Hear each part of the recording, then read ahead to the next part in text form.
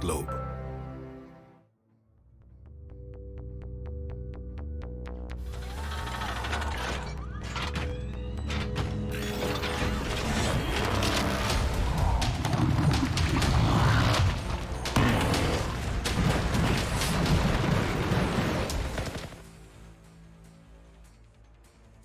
All right, let's go. Welcome to the third season of the University Alliance Cup featuring Wild Rift. The top 12 collegiate Wild Rift teams in the Philippines are all here competing to raise the campus torch. A prize pool of over 150,000 pesos, the right to call themselves the best in the country, and scholarships. I'm Leoric, and with me is Dash, and we'll be your casters for today's matches. Dash, how are you doing today? Yeah, I'm doing fine, man. I'm excited to see what is gonna transpire right now to our brackets and even to the group stages later on to Division A. But right now, on Division B, looking at the brackets of the teams, nakikita naman natin right now, the ones on the top are the teams that are fighting right now. But it is Arcus and Tams FX Tormentors Mm-hmm. versus also the other side, we're seeing the Luminants and Greyhawks Esports. And this is gonna be really interesting right now kasi itong first bracket natin, this would be DLSU and FEU. So no, Right. DLSU took names like USC and MCL down to the lower bracket, both won on the 2-0 sweep.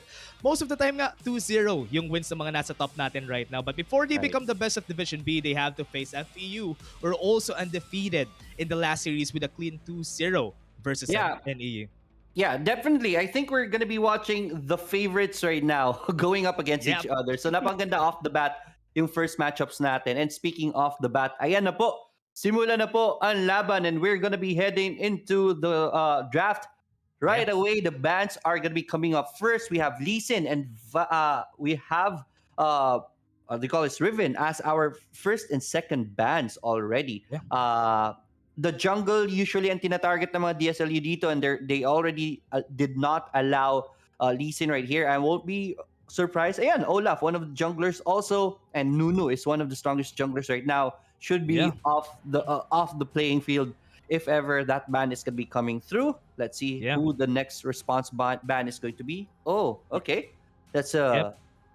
that's They're the taking off a lot of alligators the out. they're taking a lot of the pressure from the early game, no, kaya tinatanggal nila itong mga champions na to. They also have a lot of CC, kaya Mhm. most of the time binaban rin nila yung Olaf kasi Olaf would be a menace to deal with, lalo na pag Right. naka-Ragnarok, right? Then also the Renekton getting banned just takes off a lot of the Baron lane na Right. very very strong in the early game na usually ginagamit ng teams natin. So they have less choices right now. Right. But yeah, it's interesting. TFX is banning the Baron laners right here. It's interesting what their plan is going to be. But here it is. The third ban for DLSU will be the Ziggs. Annoying as hell this little guy is. Yeah. So he's not going to be seeing the light in this battle right here. Let's see the response ban for TFX. Camille, I love that ban. Baron laners Yeah. for TFX. Yeah, getting the ban there is really, okay, really interesting dito na nakita natin yung mga bans natin. Even having the Camille, most of the Baron laners talaga binan nila, no? So they have Right. less choices now in the Baron lane. Pero meron pa rin silang choices on the jungle if ever they wanted to. Mhm. Jarvan is still up. If ever naman na Jarvan comes up, na Nunu, who is usually the counter to the Jarvan, is Right. also gonna come up if ever. True, definitely. So first ban is gonna be DLSU. Interestingly, they banned the junglers. I guess they're gonna go for the jungler themselves. And there it is, Jarvan Yeah. 4. You were right. And Nuno, you said that Nuno is gonna be a good counter right here, but Twisted Oh, Fate is gonna okay. be prioritized by TFX. Interesting. Oh, global ultimates available for TFX. That's Ooh. gonna be trouble for DLSU. Okay, so nakuha nila yung dalawang global ultimates. And also, the reason why most of the time hindi rin pinipick ng teams to, kasi if ever do have this global ultimates, the Destiny and also the Hero's Entrance, most of the time, mawawalan kayo ng damage. And Right. that's the reason why mahirap rin silang gamitin talaga. You will need to have a lot of damage sa Baron laner nyo and even a damage to your Dragon laner para at least ma-counteract yung dami ng CC nyo. Yes, definitely. Oh, off the bat, so magsusupport dito ngayon. Third pick for DLSU is gonna be the Brom to pair up with the Kaisa. Classic, Hmm. classic dragon laners right here. Let's see who's gonna be who's going to be the response for TFX right here, knowing that Galio is gonna be the support. Twisted Fate. Ooh, Garen, Ooh. interesting. To Yeah. match up against possible Jarvan 4. No, I believe that's a jungle Jarvan 4. So Garen, pretty safe pick at the top lane. I guess Garen's gonna go for the chase, Twisted Fate, and Galio is gonna come in for the backup if ever the Baron laner is going to be in trouble, right? Okay, yeah. So yun nga yung the problem here is they don't, yeah, because of the Garen pick here, they don't have a lot of damage to work with. So Right, they true. really need to work with their dragon laner if ever. Kaisa has been picked already, so less choices for the side of TFX if it comes to the damage. But right now, with this composition that they have, yes, they are well-rounded when it comes to the CC, but on the other side, we're seeing DLSU with this Arcos. I'm kind of liking this composition right now. It doesn't give much info kasi yung mid lane nila and top lane is not yet Varus? picked. So they also have a lot of ways to counteract this. Yes, and Varus is denied by DLSU. They know that the weakness of TFX right now is in their team comp is their damage. So they're taking away Varus right here, Yep. which is, I love that because that's gonna narrow the choices for TFX. Oriana is already out. The next ban is gonna be by TFX. Let's see who their ban is going to be. There is still no Baron laner for DLSU. That's a possible ban, and a mid laner. So let's see who they're. Oh, they skipped a ban. Right, Corki is gonna be banned next. So another damage dealer. So Ezreal is Yeah. available. Lucian is available. I'm not sure really with the Lucian, as I think I favor Ezreal more here for the ADC. Let's see who TFX is going to pick up. Yeah, if ever they're gonna be picking something, I think Illusion would be one of the better picks that they can have. But yep, they don't have a jungler yet, so picking the Graves is okay.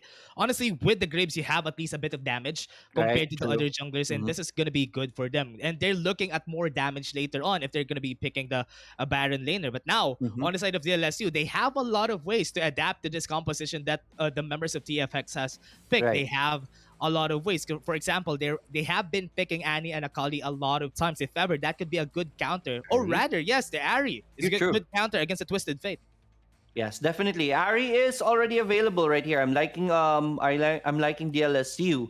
But then again, I think the Graves is a very good fit for the picks right now. So I love this pick. It was kind of unexpected from TFX.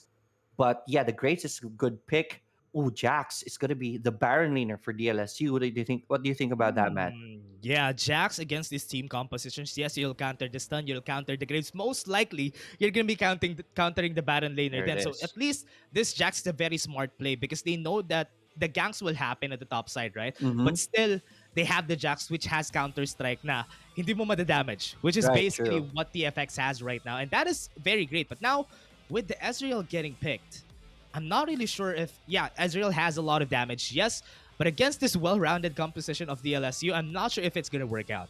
Yeah, definitely. But yeah, Ezreal will answer one of the problems really for TFX in their lineup. It's just the damage, right? Ezreal is one of the Yeah. best damage dealers. When you speak of combo, Garen can always initiate the fight. Twisted Fate can always join the fight anywhere in the map. Even Ezreal can send off the ultimate across the map to really Yeah. put an icing on the cake on the wombo combo that TFX is planning. But it is going to be a tough challenge for them. But I always favor Twisted Fate whenever there is a fight, because in Wild Rift, rotation is very important. Twisted Fate Yep. has one of the best rotation capabilities in this game. Pair it up Yeah. with the Galio, and that's a sure kill for you guys.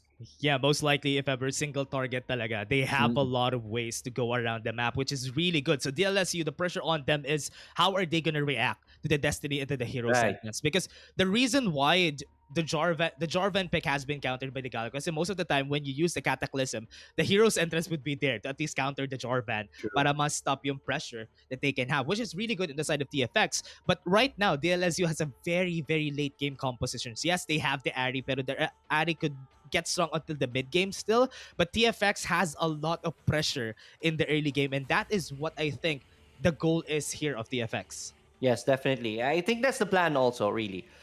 Drag this into the late game. If you're the LSU, you won't really it's less of a pressure at the top lane, at the Baron lane, because Jax is one annoying champion to catch, really. So your Baron lane is okay. Yeah. You all you need to do is focus on the weak side, which is going to be Kaisa and the Braum. So you will Yeah. have to protect that lane right further. And there it is, ladies and gentlemen. Welcome to the Wild Rift, game number 1 of this best of 3 series. DLSU, Viridis Arcus on the blue side, FEU Tams, FX Tormentors here on the red side. And there it is, early game. There is not going to be any shenanigans from both sides. Everyone should be going to their regular lanes, as the junglers are going to be going for the red buffs both sides. Very stable setup for both of our teams, and we're seeing that also the junglers right now on the opposite sides most likely going to be able to get a gank later on after the scuttler is going to come in. So we're waiting for the pressure that's going to come out here. What I really love about the Graves, honestly, is because Graves has a lot of wave clear, and that's the only reason why this Graves would be better at the ganking, other than the May CC Jarvan, yes, but the ganking potential of a Graves is not to be overlooked. Yes, definitely. And look at that. We're just 1 minute into the game. Graves is already at the top side, going for Pizza Truck right there. But Pizza Truck, again, we mentioned that Jax is very annoying to gank, really, because he has so much escape.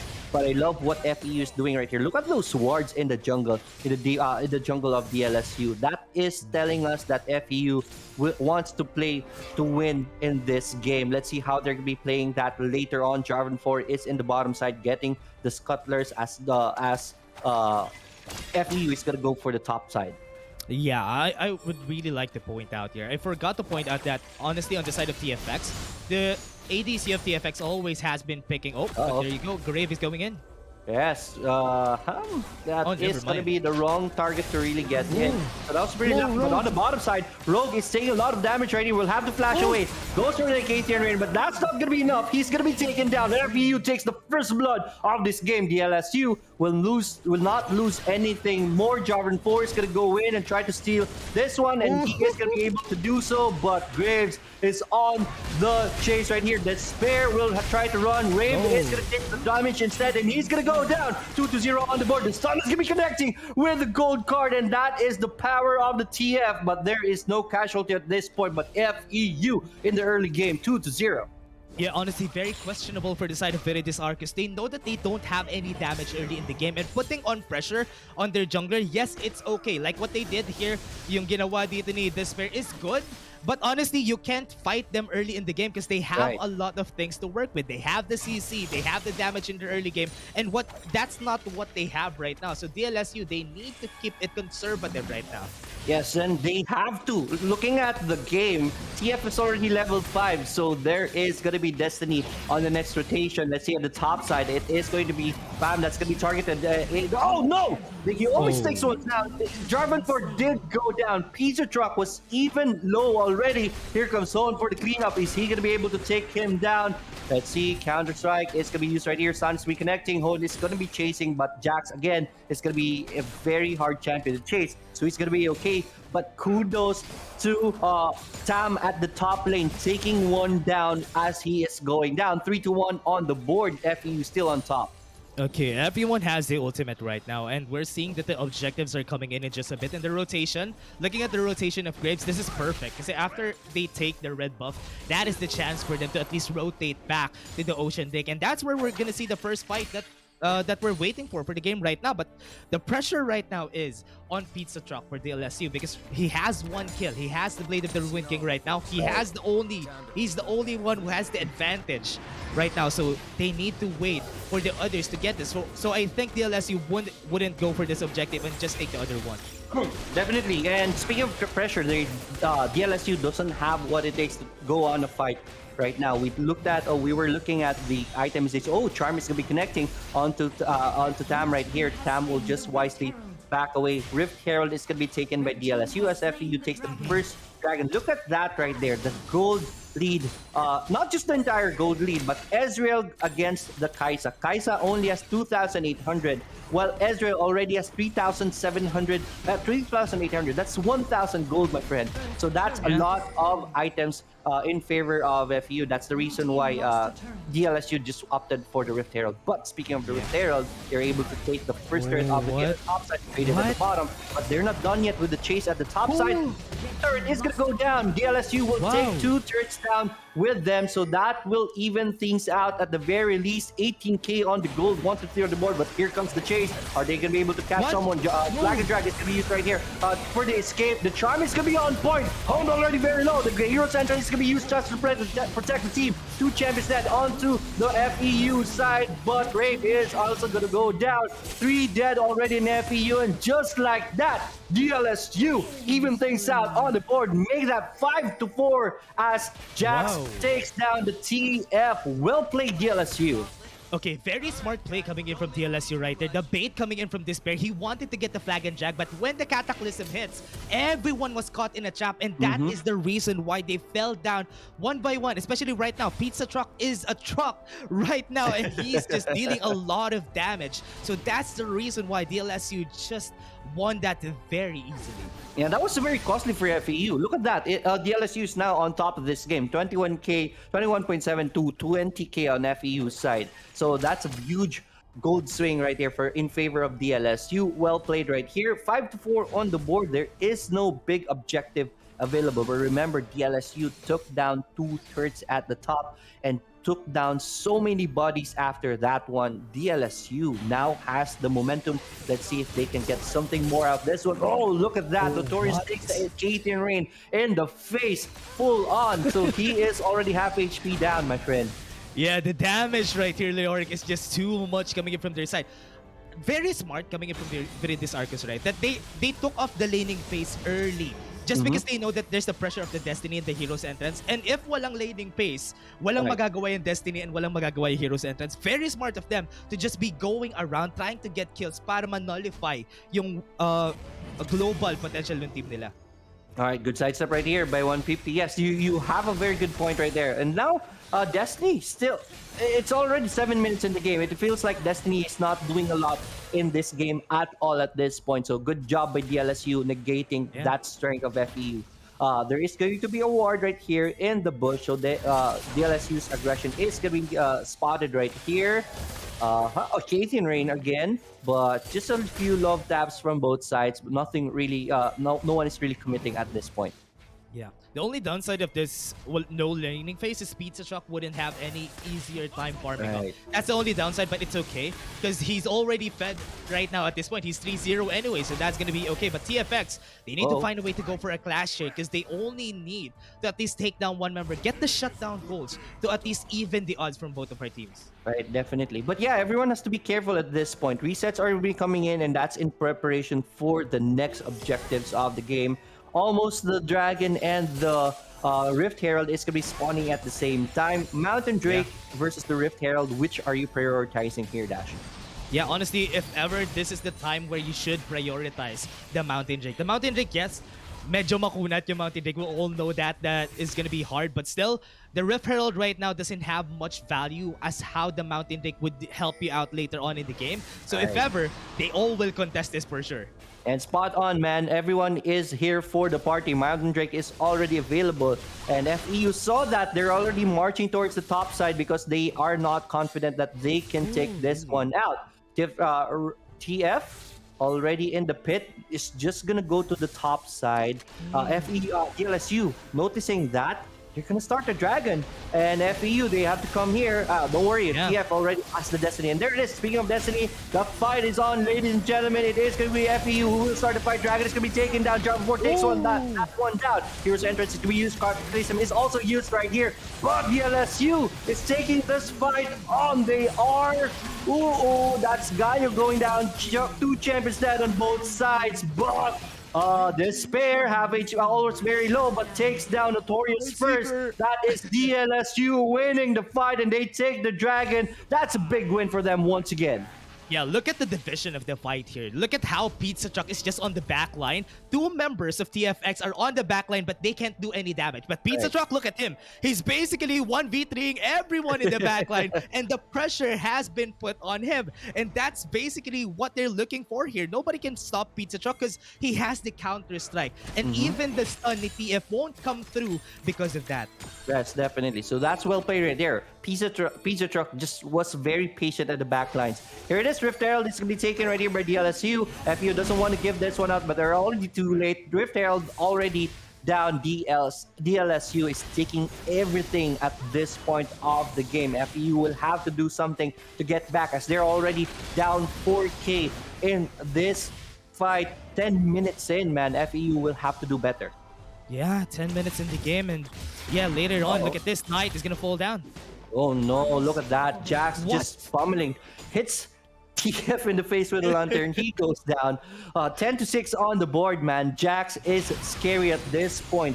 Ezreal will have to use the ultimate right there just to clear the way to protect this mid turret, because it is going to be the charm that's going to be connecting right before goes in. But that's a tight spot right there, my friend. Despair will have to run away. Ezreal knows that it is bad. It was a bad move from Despair, and he is going to go down at the very least. Red team will take one down, but here comes Cavalry from DLSU. They already taken down the bottom turret with the help of Rift Herald. Let's see if they can get something more.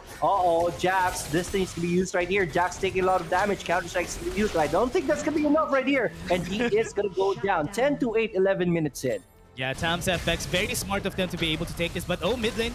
Oh, there it is. Hero Center is going to be used right here to protect the teammates right here. Mid-turret is going to survive this time. Garen doing a lot of damage. Ezreal takes down Kai'Sa. This is bad for DLSU. They just went in too hard and they pay dearly this time. 10-10 on the board even, but the fight's not over yet. Cataclysm is used right there. Traps down. What's the name of the guy? Gardo already on the Cigaleo, and he's going to go down. 2 champions. Both dead on both teams. Yep, honestly, that was really interesting to see. But look at this, Despair. Charmer's not going to be connecting right here, so I don't think the LSU will still go for this fight right here. Let's see, Despair, half HP down. Look at Hone, man. He is a man on a mission right now. And there it is, a gold card in the face of Aaron. He goes down, and he will be taking a lot of damage courtesy of Honed, and Honed will just run to the bottom lane. Well played by FEU right there. 12-11. They're almost. The cold is still 3K in favor of the LSU. Yeah, honestly, Viridius Arcus are trying to be very overzealous here, taking fights that they shouldn't really take. Honestly, they're losing some towers and also some shutdown goals because of it. And Tfx, they didn't lengthen the gap. They now chase the gold gap that was a while ago very big. Now it's only 1K gold lead, so that's very big for Tfx. They're really back in the game right now. They might be able to get more. Speaking of getting more, look at that Aether Rain right in the face of Ezreal. Just goes down, just like that. Gardo is going to be next in the menu. One more poke, he is going to survive. That's well played right there. As Rogue is already very low, he's going to be taken down courtesy of the Garen. Arcadian Justice just to take down champions. So it's not going to be enough. So that's 1 champion dead, put 2 in favor of the LSU. Now the mid turret is the next target. Honed will try to run away. He is going to be safe under the turret, but the turret here is going to go down 15-12. Once again, 3K gold for DLSU. FEU just got overconfident. They lost numbers. I mean, they lost bodies right there. They lost the mid turret, and now they lose the Cloud Drake because of that. That's a big paycheck for DLSU. That was really scary. The True Shot Barrage almost got that Cloud Drake, but again, this Cloud Drake would just, this Cloud Drake is very crucial in this game, even though that it's not the favorite Drake of everyone. But in this game, DLSU would be happy about that because most of their champions have dashes. Yes, they are going to be able to move around the map like what they need against this very global pressured composition inside of TFX. And DLSU, very smart of them to be able to take down the mid turret to at least apply pressure so that TFX won't be able to contest that. Yes, definitely. Good take right there. Good sequence of events. There is going to be a rotation here by DLSU on the mid, but FEU is wise enough to back away under their turret, so they're going to be okay at this point. 14 minutes in, Elder Drake is going to be the next Drake of the game. That is going to be... Destiny is going to be casted right here. I think that is just to make sure they keep tabs of where everyone is on the DLSU side. No commitment so far for FEU. So far, so good, DLSU. Yep, nobody is trying to commit on everything. They're really wary of each other at this point. 4K Goldie is not very big, but top lane. There's going to be a fight right here. Jarvan 4 goes in for the Flag and Dragon. It's going to be on point. Feeling spree already. TF goes down. And here comes everyone. Garen is going to be TPing in to help the teammates, but it's not going to be enough. Cataclysm to trap out champions on FEU side, and they're going down one by one. Made up 4 champions dead on FEU, and that's the ace. Baby, DLSU is on a tear right now. Yeah, everyone in DLSU is just on fire, and they might just end this game. Yes, definitely. Top turret is already down, and with 16 seconds on the that's timer, it. this is GG, man. What? Yeah, very, very good. Very decisive from the side of DLSU. Look at that. Look at how they are really happy on that win. That was just TFX. Honestly, on the first parts of the first parts of the game, TFX was just really on the better side just because they have the Twisted Fate, they have the Galio. And what the problem is, a while ago, we said it, they don't have a lot of damage to work with. And that's the reason why the LSU had the advantage right there. After the Jax got some items, got the True. Blade of the Ruined King, that was it. That just snowballed in the favor of the LSU. Oh, pamilti-milti lang DLSU. Very happy with the win right there. Well deserved, my friends. Enjoy your drink because this one was a breeze. DLSU was looking bad at the early point of the game, but they kept their composure. And look at that dominant replay of the last fight right there. Cataclysm, patient enough not to use the Cataclysm at the early parts of that sequence. They used it at the perfect time to really get the ace, and they won because of that. Well played by DLSU, man. Walk us through what's happening right now. Yeah, honestly, looking at how it worked right here, looking at how they fight, Viridius Arcus knows that this team composition coming in from TFX is very front to back, right? And that's the reason why the Jax pick is so good, because he can just jump in the backline, destroy their formation. If Twisted Fate or Ezreal falls down, that's basically it. They don't have any damage to work with anymore. And that's the reason why the DLSC is just so good at disrupting this team fights. Yes, definitely. The Kaisa was a bit down in the early fights, but was able to come back into that game, and Ezreal was not really a factor from that point on. Ezreal was able to take down Kaisa here, but Ezreal traded his HP for that one. So much at this point. It was a up and down game. We weren't able to really see the graphs of the game, but yeah, it was a well played game by DLSU, keeping their composure. So many points right here. Ari get putting on the right charms at the right time. Jarvan Foreman, I would say, is the real MVP of that fight. Who do you think impacted the plays well here? Yeah, honestly, the same. I can say the same because Despair, remember Despair ganked the top lane the first time, right? The first time there onward, Pizza Truck was the one he invested resources on because he knows that if ever Pizza Truck gets ahead, nobody can 1v1 a Jax. On this team composition that they have, nobody could fight him 1v1. So that's why after that, Pizza Truck was just trying to pressure on the top lane. And that's the reason why every time, everyone is investing a lot of resources on the Jax. It's so hard to get against the pressure of the Jax, and basically I can say Pizza Truck is also one of the reasons why they won, but it's because of Despair that Pizza Truck got ahead. This was the fight where DLSU was able to come back from the game. It was when Jarvan baited everyone in. The Cataclysm was really on point, and this was the start of the sequence. They were able to take one turret, second turret down, and when FEU tried to chase them, they don't have enough ultimates, and they were beaten down. This is the early game mistake from DLSU, and this is one of the reasons why FEU got the upper hand in the early game. It was just too aggressive for DLSU. It was not time for Jarvan 4 to really go aggressive in the early parts of the game, but they did so, and that shows you the confidence. They learned their lesson right there, got planned again for the next parts of the game, and they were able to win this one. Kaisa at the bottom lane is going to be smothered right here with two champions. The charm is going to be connecting. That was the first blood. Well played by FEU in the early game. Again, DLSU just took over at the mid part later on. This is the last sequence right here. Look at that. Cataclysm not used at all when there were three champions right there. He just made sure that he will use the Cataclysm for someone like right there who wants to escape. And because of that, the exits were cut. Game over from that point on.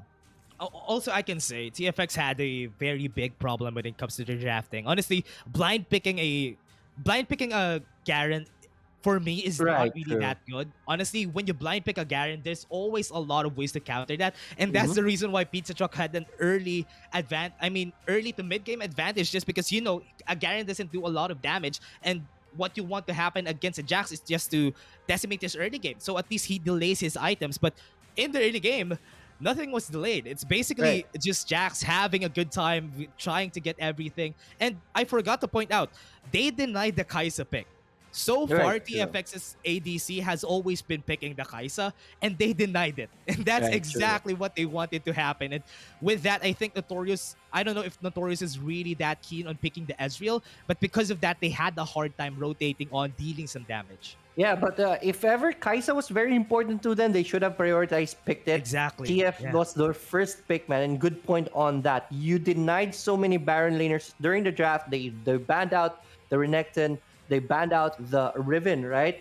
And just to blind pick a Garen, that's showing your cards right away at that point. So Yeah. um, FEU will have to do better in the draft. That's one. What else do you think has to be the adjustments for FEU here? Who FAU, other than the draft, they really need to adjust their draft and prioritize what they need to prioritize. Because right True. now they're gonna be on the blue side, so they're gonna be the ones first picking. But with Right. that, Viridius Arcus could get two if they don't prioritize the ones that they really have. Honestly, they've been picking a lot of Riven, they've been picking a lot of Jarvan in their composition so far. They need to pull out something different here for the side right now of FEU Tams FX. Before they pulled out the Veigar, which is really interesting to see. Maybe very the element of surprise is what they need here in the side of TFX. Yes, definitely. I won't be surprised if TFX this time will first pick the Kaisa. I would say Kaisa if you ever that's one of your best champions available.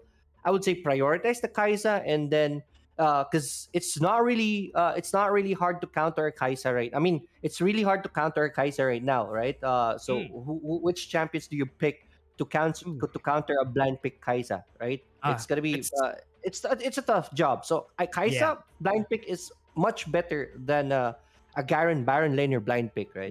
Honestly. If ever the Kaisa, and also if you pick a Kaisa, you don't really give much info to the enemy team. True. Honestly, a Kaisa can go dive, a Kaisa can go in the backlines every time, and she's just gonna be having an easier time there. Most of the time, if you want to counter a Kaisa, there's the Varus. If you want to pick a Varus, honestly, but the Varus has been banned during that game. That's why True. wala silang pang counter talaga dun sa Kaisa. Right, definitely. So yeah, that was a well played draft by DLSU. We were Yeah. favoring DLSU's draft. But there, we didn't want to undermine the draft of FEU because they have the global presence. But kudos to DLSU, negating the destiny right there. It was a Sif destiny. Was not a powerful skill in that game number one, right? So I Yeah. guess TF will be off the charts Right. for FEU in this game number two. Yep. So they can go for a different priority pick instead. Yeah, they have been honestly they have been priority picking the Garen since a while ago. But honestly, they need to change things up if they Yeah, want to win against the LSU. Because honestly, that Garen pick wouldn't be based on the picks that Pizza Truck has been picking. A Garen wouldn't be as good as it is true, against it. That's why it's gonna be hard to draft a champion that is gonna be good. Yes, there's a Fiora up there true. a while ago. And I think the Fiora against the Jax is a skill matchup that you want to at least risk rather than getting the Jax the early game advantage that he really wants. But Right, again, yeah, I think Leoric, we're just gonna be looking at the draft here. That they need to true. adjust their draft and decide the TFX. Yeah, it still baffles me. Why would you priority blind pick a Garen, right? Yeah, It just doesn't add up. So that's one thing that we want to see FEU adjust upon yeah, on this draft right here. Later on, I guess the later parts of the game, it was the draft that was playing huge factor of the loss already. Aside from the yeah, recovery fight right there from DLSU with the Jarvan 4 baiting everyone into the Cataclysm, uh, yep, I guess the draft really, yeah, you're right. The draft really mattered. So we will be, it's going to be interesting how FEU will be taking this draft on game number two. yep. DLSU is still riding on their hot hands right now. The momentum still on their side. If they can sweep this, man, I guess we can say that we have a favorite in the tournament already. Yeah, the DLSU Veritas Arcus. And if ever they're going to be fighting it out with the team that is on the other side of the bracket, whoever is going to win against URS Digital Giants and TUPT Greyhawks, which is also an interesting matchup that I'm really waiting for on this next one. But right now, we're going to be going to the draft. But before that, I would just like to thank University Alliance Cup. Wouldn't be a thing without our amazing sponsors and Right. partners. UAC 2021 is powered by Globe Telecom, Logitech Chi, and Twitch Student. Again, we're back to our draft, and you're seeing right now Jax getting banned, Leoric. Yeah, I guess this is a respect ban, or I think they want to Yeah, get Garen once again. right. Maybe, maybe. All right, so let's say this who's the response ban for DLSU. I guess they want to get the Lee Sin once again for the bans. I love how they were banning already earlier, and there it is. Lee Sin is going to be the first ban once again. They will want to deny the Olaf once again, just to make sure that there is no annoying Olaf in the lineup. Next pick, Yeah. next ban is going to be TFX Camille once again. I love that they're targeting the Baron laners again this time. Yeah, again, they're really targeting Pizza Truck, right? They don't want Pizza Truck because so far, if ever this pair puts in all the resources onto Pizza Truck, everything will go their way. So that's why they're shutting down Pizza Truck every step of the way if they can. So TFX is really respecting this top laner, and most of the time, if you respect the top laner, you're gonna be losing on the other drafts that DLSU would be putting up because there's a lot of champions that Rogue and also one Pappy could pick that is going to be the Brom, pressure that can put on TFX. Brom is being hovered over on the bans. I Mm, wouldn't ban a Brom. Remember TFX earlier? Kept one ban also. I'm not being a fan of the Brom ban right there. They could have banned yeah. another Baron laner just to really target. They've already started targeting Pizza Truck. If it's worth doing, it's worth overdoing, right? So, Yeah. but they're Um. banning out the Braun. Interesting. There it is, another Olaf ban on the side of DLSU. First Yeah. pick, blue team TFX. Let's see who they're going to be prioritizing this time. Yeah, honestly, I'm really yeah. This is really interesting. Banning the Braum just says a lot. You don't want the Ezreal pick to get countered. That's basically what True. it screams at me, honestly. Mm-hmm. That's why they banned the Braum. Or the But again, virus. okay, they picked the Jarvan, which denies despair of this Jarvan pick that he picks up every time.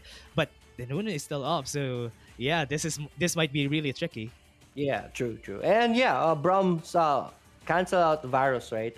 He can also counter virus. So that's a good pick also, if ever you deny. But there it is. Gragas is going to be picked for DLSU. I love that flex pick right there. DLSU is playing this draft wisely. Let's see who the second pick is going to be. Playing mind games right now. Uh-huh. They are gonna be banning the oh, they're be putting the Gragas in, which is really good against a Jarvan after the Cataclysm happens. Just pull them back out of the way. Or rather, even though nasa loob sila ng Cataclysm, they can pull back everyone. But again, they pick the Kaisa, and again, Notorious doesn't have the Kaisa in his hands. Yeah, that's what we were talking about. Prioritizing what you really need. If Notorious is very good at this one, they should have prioritized pick number one for Kaiza instead of a Jarvan 4. I guess they wanted the Jarvan 4 that much. But yeah, Ziggs is available. They're gonna get that for their mid champion right here, Nami. So I guess a possible Lucian right here for TFX.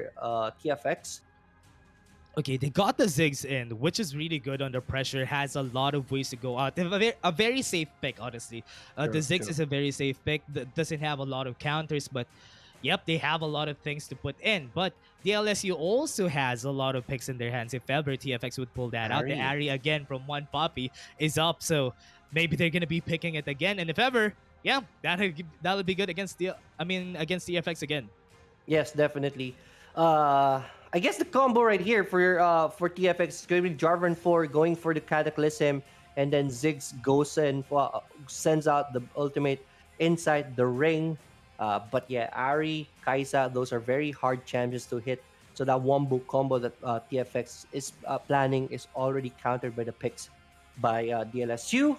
Let's see. Okay, oh, Bans are going to be happening. There it is. Virus is not going to be available. Renekton is yeah, not going to be available. The LSU's turn to ban. Let's see who they're going to be banning next. Galio. All right. yeah, Um, yeah, because they're TF is banning not no Omen. longer an option right here. So yeah, Galio Mhm. is a good ban right here for DLSU. TFX turn. I would Yeah, say a good ban right here. Who are they going to be honestly, targeting? Junglers. Nunu yeah, is a good ban. yeah. If ever they're gonna be banning the Nunu, because Gragas can go anywhere, honestly, Right. and True. that's the reason Lulu. why they're afraid of what they're gonna be banning. But the LSU has been known to be picking a lot of very Right. aggressive. aggressive support, so most likely this Lulu wouldn't get picked anyway. Right. Yeah. Most probably. So that I guess that's another wasted ban right there on the Lulu. Very interesting. We already know that Ari is going mid. Gragas can go support, but Yep. those are the good supports for Kaisa. I guess yeah, Lulu can be a good support. Oh, Singe is going to be nice. available right here. I guess this is De La Hmm. Salle University flexing their depth as of their players right now. Singe is going to be Yeah. picked. I guess that's a Baron lane Singe right here. TFX turn to pick twice. Let's see who. I guess Lucian is going to be a good pick right here. Works really well with the Nami. And there it is. Lucian is going to be picked.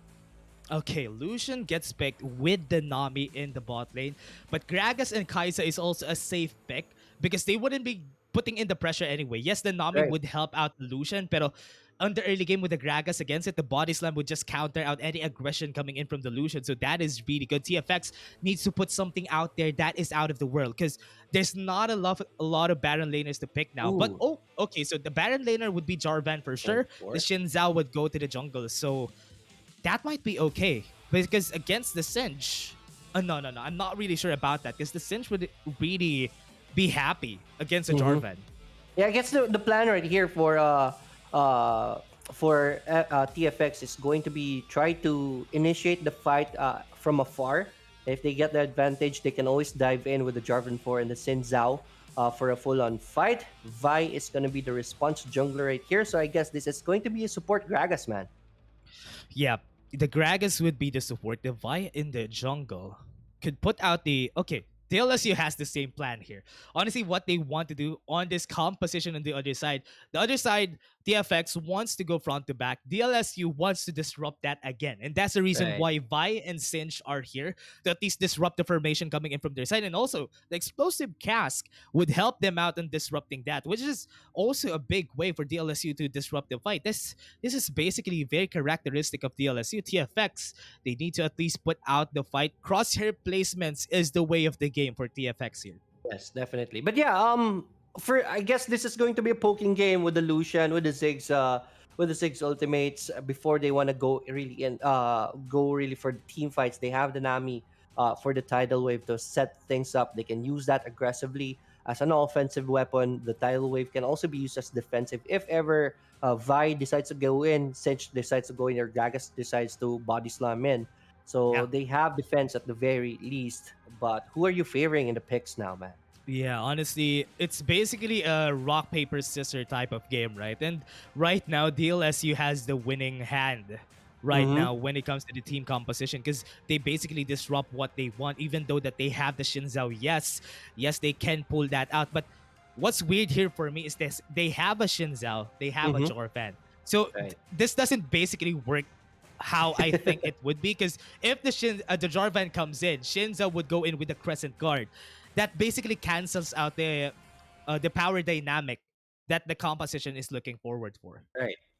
True, definitely. That's a very good point right there. And if Sinsao goes with the Crescent Guard, everyone is going to be pushed away, so Ziggs will have a harder time hitting the Mega Inferno Bomb. But we'll see what will happen. Ladies and gentlemen, game number 2. FEU on the blue side, DLSU on the red side. Welcome to the Wild Rift. There is going to be just two champions both on mid, and then everyone is going to be helping the jungler as they take the red buffs. Yeah, I'm really waiting for TFX to turn up because a while ago they had the chance to, but they have been denied by the side a while ago of the LSU Veritas Arcus. But again, Pizza Chuck is a very pesky Baron laner at this point. He's really hard to deal with because he has a lot of champions that he can pull out any time of the game.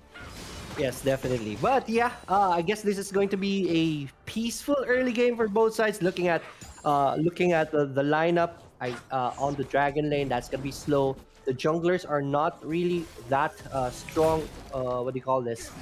Initiators, especially Sinzao, who usually wants to wait for the first dragon, as that's his power spike. Really, so still 0-0 on the board, pretty even right now at this point. First Rift Scuttler is going to be spawning in the next 5 seconds of the game. So I guess the first action is going to be there as both junglers are going to be meeting right there. Oh, honestly, that is a good rotation from TFX. They denied the Scuttler control coming in from Viridius Arcus, and this would just give them vision. And now, with just that, they can also contest the Scuttler in the top side because Despair wouldn't have enough damage to fight against Shinzao. We all know Shinzao is a very strong champion to deal with in the early game. He has a lot of damage to work with. Yes, and because of that, Vi had to walk his way through. Now there's Sandwich. There's a Oh, pincer no. maneuver onto Vi. Despair will have to try to charge to safety, and he's going to be okay. Good job by Pizza Truck right there. Messing up Tam with the rotation. That would have been a very good rotation. But the fight is on. Despair yeah. already very low, but no follow-up from FEU. So Despair will be able to back away. But they're delaying Despair's rotations and levels right here.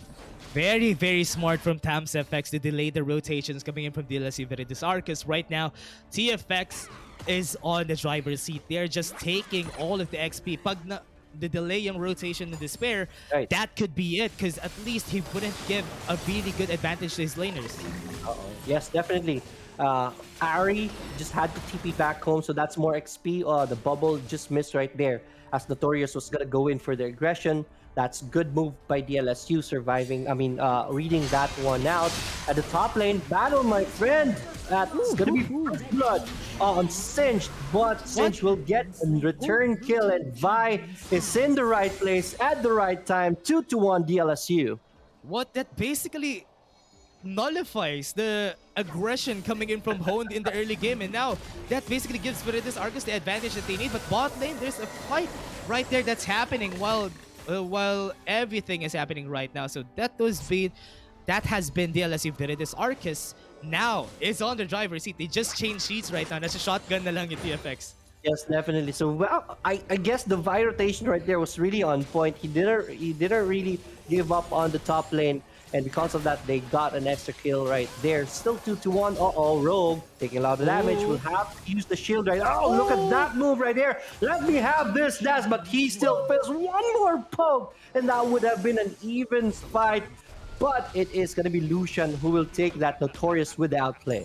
Yeah, we all know that Notorious in the early game, especially with the Lucian, has the advantage against a Kai'Sa, but Kai'Sa doesn't have a lot of damage to work with right now. And again, Tfx at least trades out the disadvantage that they had during that last fight, and now the Cloud Drake being taken without any contest. Yeah, DLSU, kind of bit late for this one. Charm is not going to be connecting. Everyone is here. Tidal Wave is going to be used, and that's a big steal right there for FEU. The fire is on. It is looking like it is FEU that is winning this one, and they take 4 champions down, plus the steal. That was well played for TFX. Yeah, Tfx showing signs of life. They are now on all of these objectives. They were able to get the steal here. Looking at how it worked, the charm didn't hit, right? And that's the start of their downfall because the tidal wave was there. The Mega Inferno Bump hit 2 members, and that's enough damage to work with. And when they took down one, that was enough for TFX to have the win right there. But looking at this Rip Herald fight, all right, Rip Herald already very low. It's going to be taking it. It's going to be Lucian who takes it down. Now, once again, FEU winning this fight. It is DLSU who's going to go in for... Oh, bubble! Perfect on both champions, so DLSU could not go in for the punish. Well played once again by FEU. They don't want to fight this one out as they are backing away. DLSU will just opt for a take at the top, and the bubble is connecting right here. Uh-oh, Lucian is killing spree already. That is bad news for DLSU as they're going down one by one. Pizza Truck already at one Papi is already down. That's another 4 champion death on DLSU side. FEU is just on the tear right now, and they're gonna go for Vi. Vi is gonna be able to hide under the turret with the clutch shield right there. She's gonna be okay. 10-4 FEU. Ooh, 6k gold lead for Tfx. That fight in the top lane was enough to cement their advantage. We all know the Lucian early game just deals a lot of damage, and couple that with a damage coming in from Knight. A while ago, the Mega Inferno Bomb again hits a lot of members, but again, mid lane though. Yeah, DLSU, I guess, just got really aggressive at the top lane. They were in desperation mode. They tried to get the first turret of the game since they lost the first, First Rift Herald also. So they tried to get the top lane, but they paid dearly. And here is battle on the mid. Look at that beautiful bubble once again, but Lucian is in a tight spot. The Tories will have to try to run away. He's gonna be okay. Nice The heal. flash follows are gonna be there, so he's gonna go down, shut down on the Lucian, but everyone is under the turret at this point. Here comes the cleanup crew in the form of Ziggs. That is gonna be GA popped right there. He's gonna be okay. Only one Pappy gonna go down as two champions is dead on FEU. 11-6 at the very least. DLSU gets 2. Uh-oh. Yeah. Well, that's not. Oh. The fight's not done yet. That will even things out on the last clash. 2 for 2 already. Rave has to run, but the bomb is on point. Make that 3 for 2. FEU. Yeah, this Ziggs from Knight has been dealing a lot of damage to their composition. Looking at this replay, that was so good by DLSU. But after this, they took a lot of time. And that's the reason why FEU times FX had time to rotate and to clean up the mess that they made a while ago. Now that just nullifies that last fight that DLSU won. Yes, definitely, man. FEU playing with, what do you call this? Playing with conviction right now. They know that they need to win this game. One Pappy, though, taking a lot of damage. The Tories very confident at this point. Because Nami is there. Gardo with the beautiful bubbles gets the respect from DLSU. DLSU will just back away. Yep, honestly, Tams FX, they know that they have the advantage. They're using Delusion. They're putting Rogue in the top side because they know that they can't fight 2v2 against the Nami Lucian lineup. So that's why they're just respecting it. Later on in the clashes, that is where they're looking forward to on the side of DLSU. But now, Tams FX with the Rift Herald in the mid lane, this would be hard. Yeah, I guess they're going to be using it for space if they... Oh, but the fight is on. Ladies and gentlemen, godlike already for our little guy Ziggs. And they're not done yet. Infernal Drake has spawned, but 3 champions on DLSU is dead. 2 champions alive, just the Sage and the Kaisa. What can they do? Wrap this up, put a ribbon on this Drake, because this one's a gift from DLSU. Oh, honestly, this is just a really unfortunate for the side of DLSU. Tams FX are showing what they didn't during the first game, and they are all cards in, and this is just DLSU having a hard time. This 8k gold lead is hard to chase against. They have been contesting these objectives, right, Leoric? But right now, DLSU doesn't have anything to, at least even their damage is not enough to fight against Tams FX at this point. Yes, definitely. You saw that earlier. Notorious just going aggressive as an ADC. It's not really afraid to face anyone at this point. So that shows you how FEU is in control of this game. Rift Herald is available right here. FEU will just brute force their way to take this one. DLSU's in the area, so I guess this is going to be a fight. Let's see who from DLSU side is going to be courageous enough to get in, but it will be FEU with the Sims out. That will start the fight. Cataclysm is going to be used. Tidal Wave even on top of everything, just layered like a perfect cake, and this is bad for DLSU. They're going down one by one. Only Kyrie left to mourn for the team as she goes down. That's an ace. FEU with conviction wins this one once again, and Rift Herald is going to be used. They're going to be marching towards the mid. I guess it's the game over. I don't think so. Everyone is going to be alive in DLSU at this point, but mid is going to go down, and one more poke, and that should be it. Yeah, this turret is gonna go down for sure, and they don't have anything to answer it with. 13k gold lead, very big to chase. And right now, the big advantage of Delusion, look at him. He has almost 2 items already and a 10k gold right now. Oh no, this is just unfortunate because right now they don't even have the second item for the Kaisa. Rogue can't even hold a candle against this Lucian. So this is basically Tams FX. If ever they just stabilize this, they're set for life here. Yes, definitely. At this point on, it's going to be very hard for DLSU to get back in this game. FEU, they just have to... At this point, they know that DLSU is starting to become strangled. They just have to tighten the grip, especially in the map control. You're seeing deep wards right now, and that's what I'm talking about when I say grip harder. They want to choke things out from the enemy, especially the farm red buff is going to be taken right there by DLSU. Good job. Wow. But Ari is spotted, was hiding under that ward right there. He's going to go down. Pizza Truck is just going to melt as a tank. That's bad right there, but he's going to be able to run away. Uh-oh, this is bad for Tam. Tam, though, is still alive at the very least. He still has the GA right there, so he's gonna be okay. The chase is What on. is Rogue, that? oh, what was that, Rogue? He went in for the ult at the backside, but he paid dearly. So that's another kill. 4 kills for FEU. This is just a massacre. Yeah, basically this is a go next, honestly, for DLSU Viriditas Arcus, because right now with their composition not having enough damage, and also Rogue and One Papi has been destroyed in lane. That's why they don't have a lot of items to use against Tfx. Once they, I think DLSU Viriditas Arcus only has one answer here. They have a lot of shutdown goals on the side of Tfx. Yes, Right. they can go for picks, but Tfx has been sticking like glue since a while ago, and that's why you wouldn't be able to get any picks against them. Yes, definitely. DLSU, is there light at the end of the tunnel at this point? They're down 25-7 on the board. That's almost 15k gold lead. If you're at EU, if you're DLSU, what do you want to do? Yeah, if you're DLSU, honestly, you just want to get some picks. Nothing else could save you from this misery that they're dealing with. That's why I said basically this is a go next. Rogue falling down. Oh, well, he's gonna be caught right there, Rock. But there's no more tidal wave. Charm is gonna be connecting right here. But again, look at that. No damage at all as Sinzao goes in with the Crescent Strike. Everyone just melts in front of us. DLSU will try to run away, but Wow. the exit is just caught. GA's gonna be popped right there, but Despair will be trapped under the Cataclysm. But FEU bit off more than they can chew. Sinzao is already down. That's a shutdown right there. But so is Vi as he's down. That's an ace for FEU. And the Yep. Nexus is next in the menu. FEU takes game number 2. Well played. Yeah, 10 seconds on the clock, and that was enough for Tfx to be the winners during that time. Very, very big play coming in from FEU during that. They know that they had the early game advantage, and they Right. used it in their favor.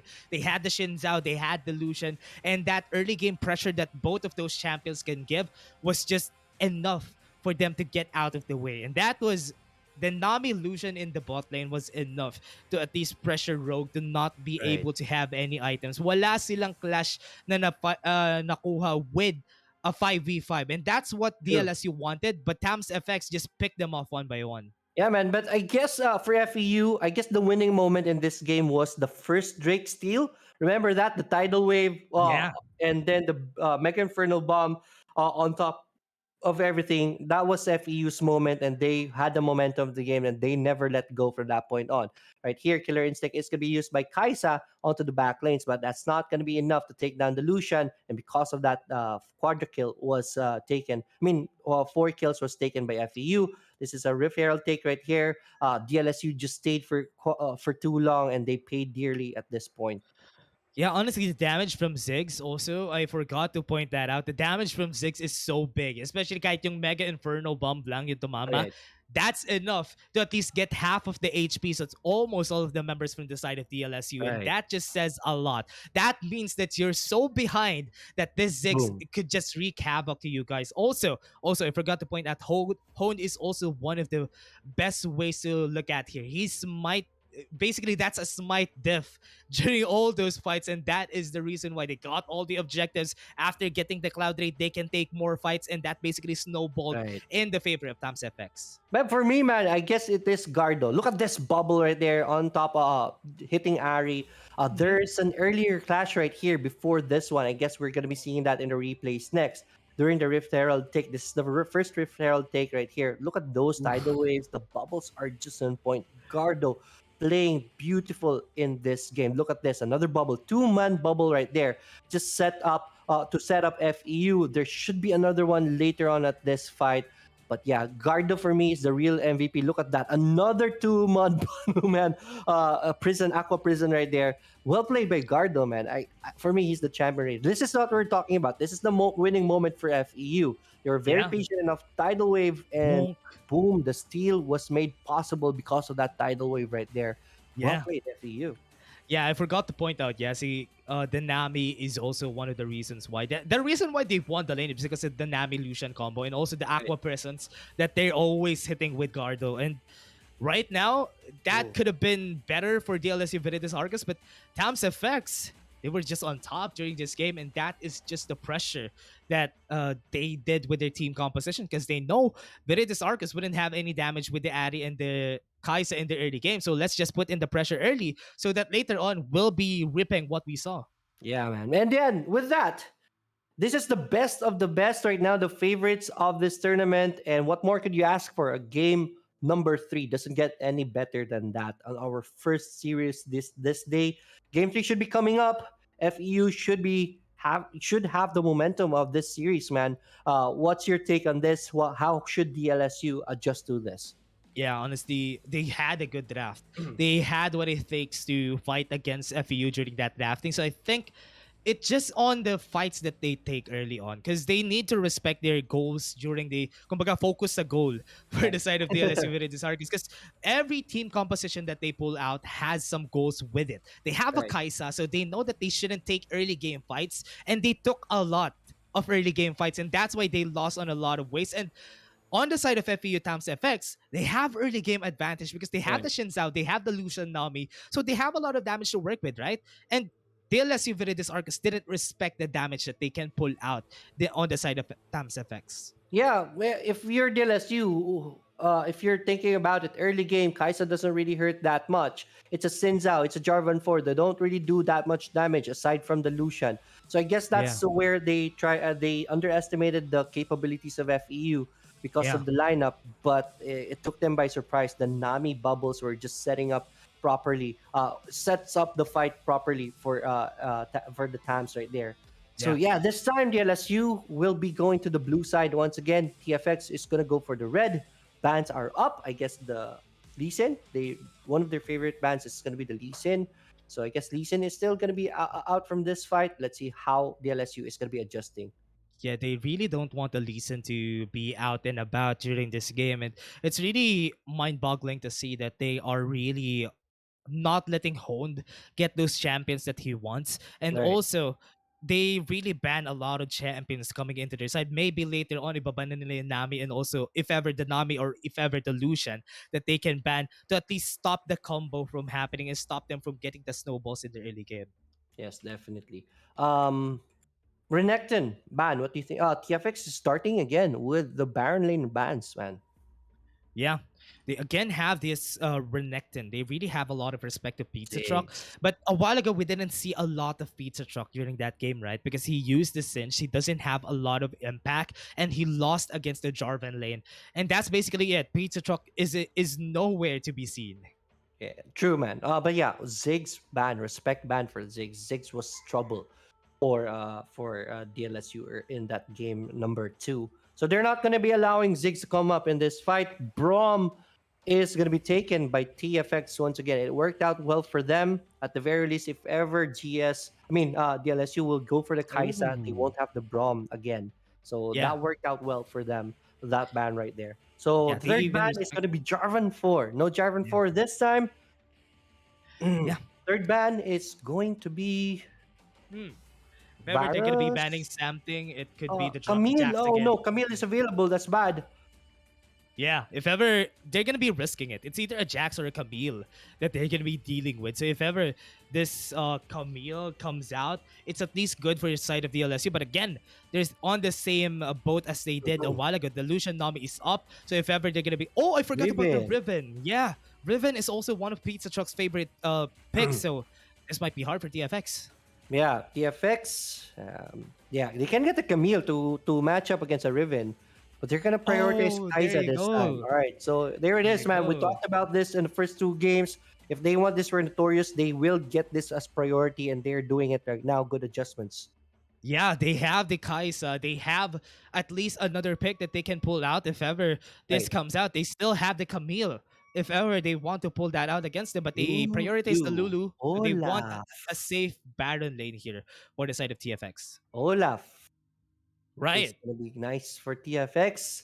I think that is what they're planning right here because Olaf was not banned by DLSU this time. Remember, game number 1, game number 2, Olaf was banned by DLSU. This time, Olaf is available. And then what they can do is take the Olaf for themselves, but they won't have the Lulu available. So they just There get the you Varus go. instead because there's no Jarvan 4.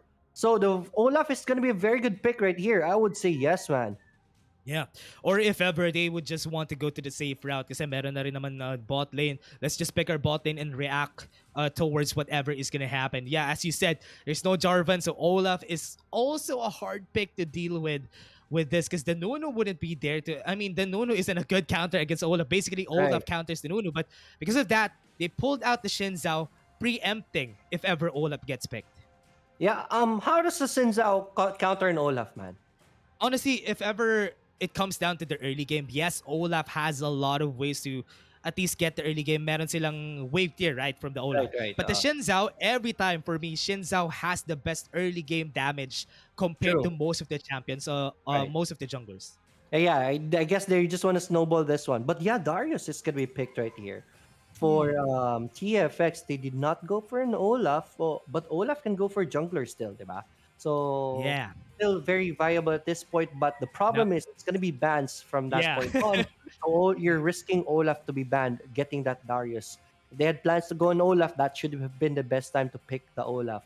But let's Yeah. see, ban on the Nami, right? They banned the Nami. Yeah. There's Nice. still ADCs available right here for DLSU. So they don't, I mean, the virus is There you already go. there. Sorry.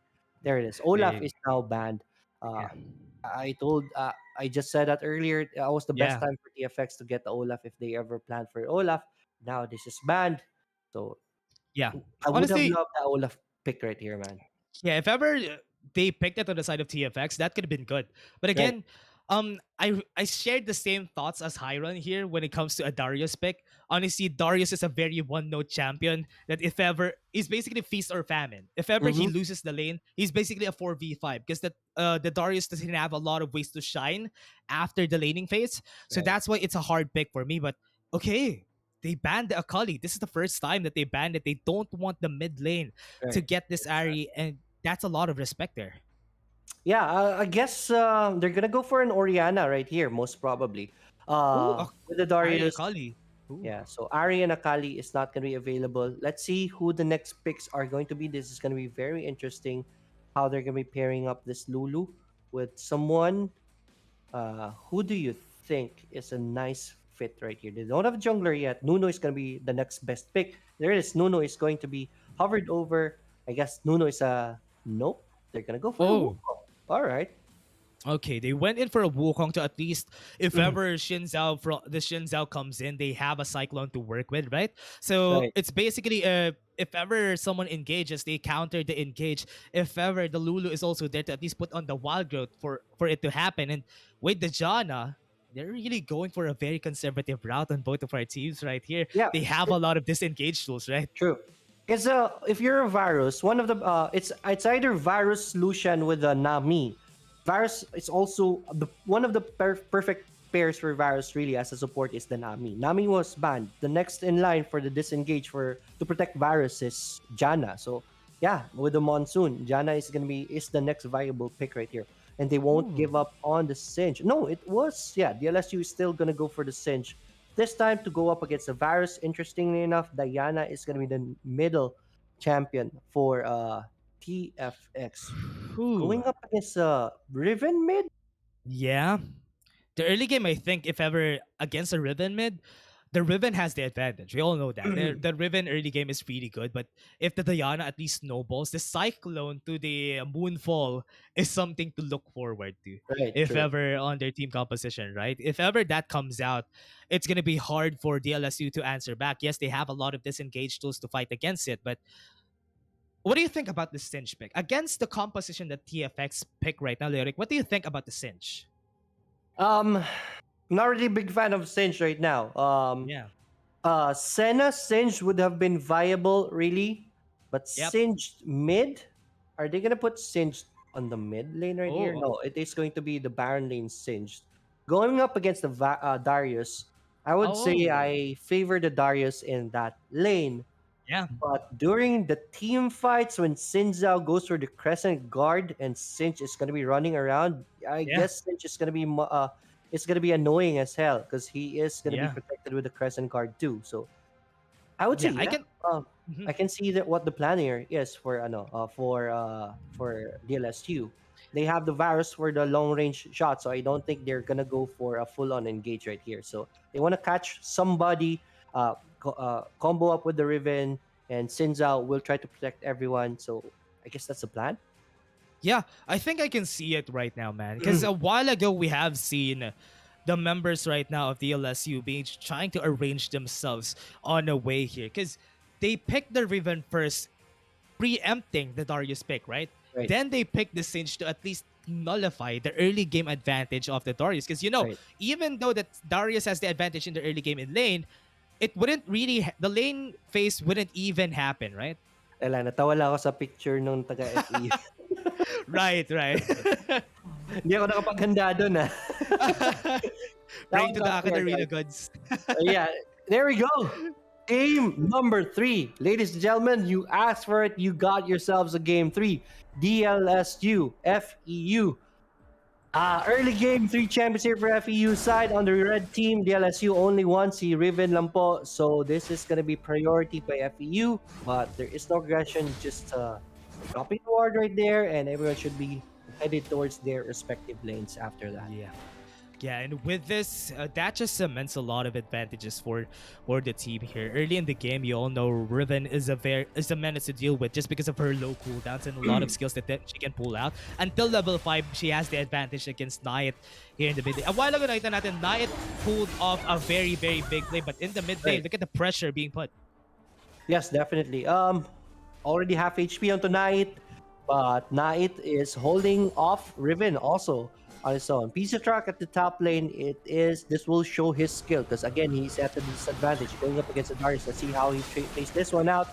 Tornado is gonna be connecting, and Darius will with the follow up. Varus with the follow up right there. It is Knight that's taking more damage here in the mid.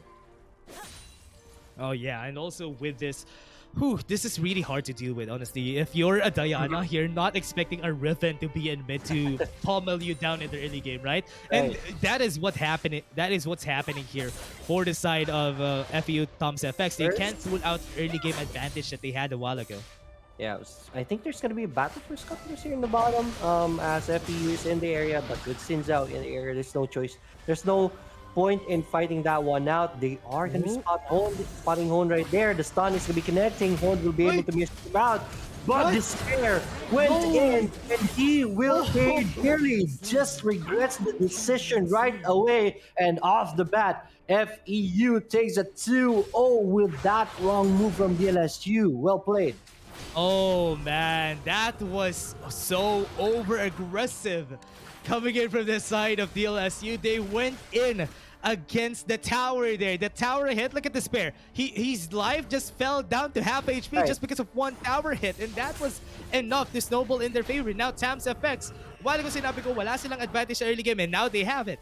And it's the Wukong that has the advantage, man. So we're gonna be seeing a much more aggressive Wukong right here, already in the area, waiting for DLSU to go much more further in that lane, and that should be a massacre if ever that happens. Let's see how DLSU will be. There it is. The fight is on. It's gonna be okay. All right. They sniffed that one out. They have a lot of good laners for the side of DLSU, right? Medyo hindi sila... but the top lane... Oh, Tam, already very low. Will just have to send the guillotine, but to no avail. He is down 1-2 on the board. Good rotation by DLSU. Yeah, an option guillotine right there. Not going to be enough to do some damage, and that's what I'm saying. They really want to put the pressure out of the Riven. That's why they picked the Singe. But right now in the mid lane, I think this is a very equal matchup just because he had the first kill, or rather the first assist. Rather the first kill pala a while ago from the side of Knight. Yes, definitely. But yeah, DLSU playing to their playing very well. They know their weakness. Their weak side is the Singe right there. And for Singe to even out the lane, they will need to get a pickup on the Darius, and they just were able to do so. So they're successful at that. Now it's a pretty even lane at the top side. No more weak side for both teams. Yeah, I really love the Tfx way of playing here. They're just very... Honestly, Tfx has been very reactive. Based on their playstyle, they have always been reacting to what DLSU is going to pull out. And if ever they see a mistake, they're going to be using that in their favor to at least gain themselves an objective or gain themselves a kill. And now the Ocean Drake has come out, and I think they're not going to be contesting this. Yeah, I don't think so. Because again, the Wukong had the advantage earlier. So they're just gonna go for the Rift Herald take right here. But Tam is in the area. Smite, time to smite. And there it is. Blue team will get this one. The LSU will take that Rift Herald as a trade for the Ocean Ooh. Drake. I would say Yeah. that's a good trade, man. Yeah, what's smart here, man, is that they're really Herald. taking off the early laning phase because they don't Ooh, want the pressure why did to one come out. pop? Look at this Yeah, one outlet. Poppy went It's down. went in at a bad spot, took in damage right there, but good thing that teammate was there. So your point, man, earlier, top Oh! first. Oh, good ultimate right there by the virus. What? That is gonna be trouble for the Diana, and big ultimate by the Diana to even things out. But that is Knight dead already. Here comes the chase right here from TFX, but that's not gonna be enough. Hold, one more poke. The A's gonna go down. So is the Darius. That is 3 champions dead, and it's a disaster for FEU. Yeah, very good plays coming in from Viridis Arcus. It looked really good in their favor during the first parts of that fight, but the reaction from Viridis Arcus, this is basically a 5v3. Yes, you were able to take one, but after that, you still have 4 people to deal with. But look at this engage. That was so pretty. Despair had Yeah. it, but the Cyclone there and the Moonfall was good reactions also. It's just that kulang lang talaga sila on the side of Tfx. But if that was a 5v5, that could have been a top Tfx win.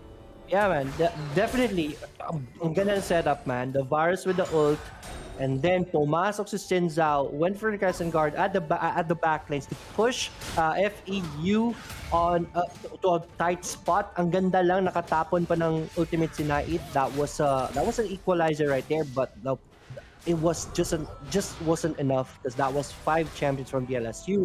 The LSU took down 2 turrets at the top side, while FEU was able to take 1. DLSU now up 1k in this game.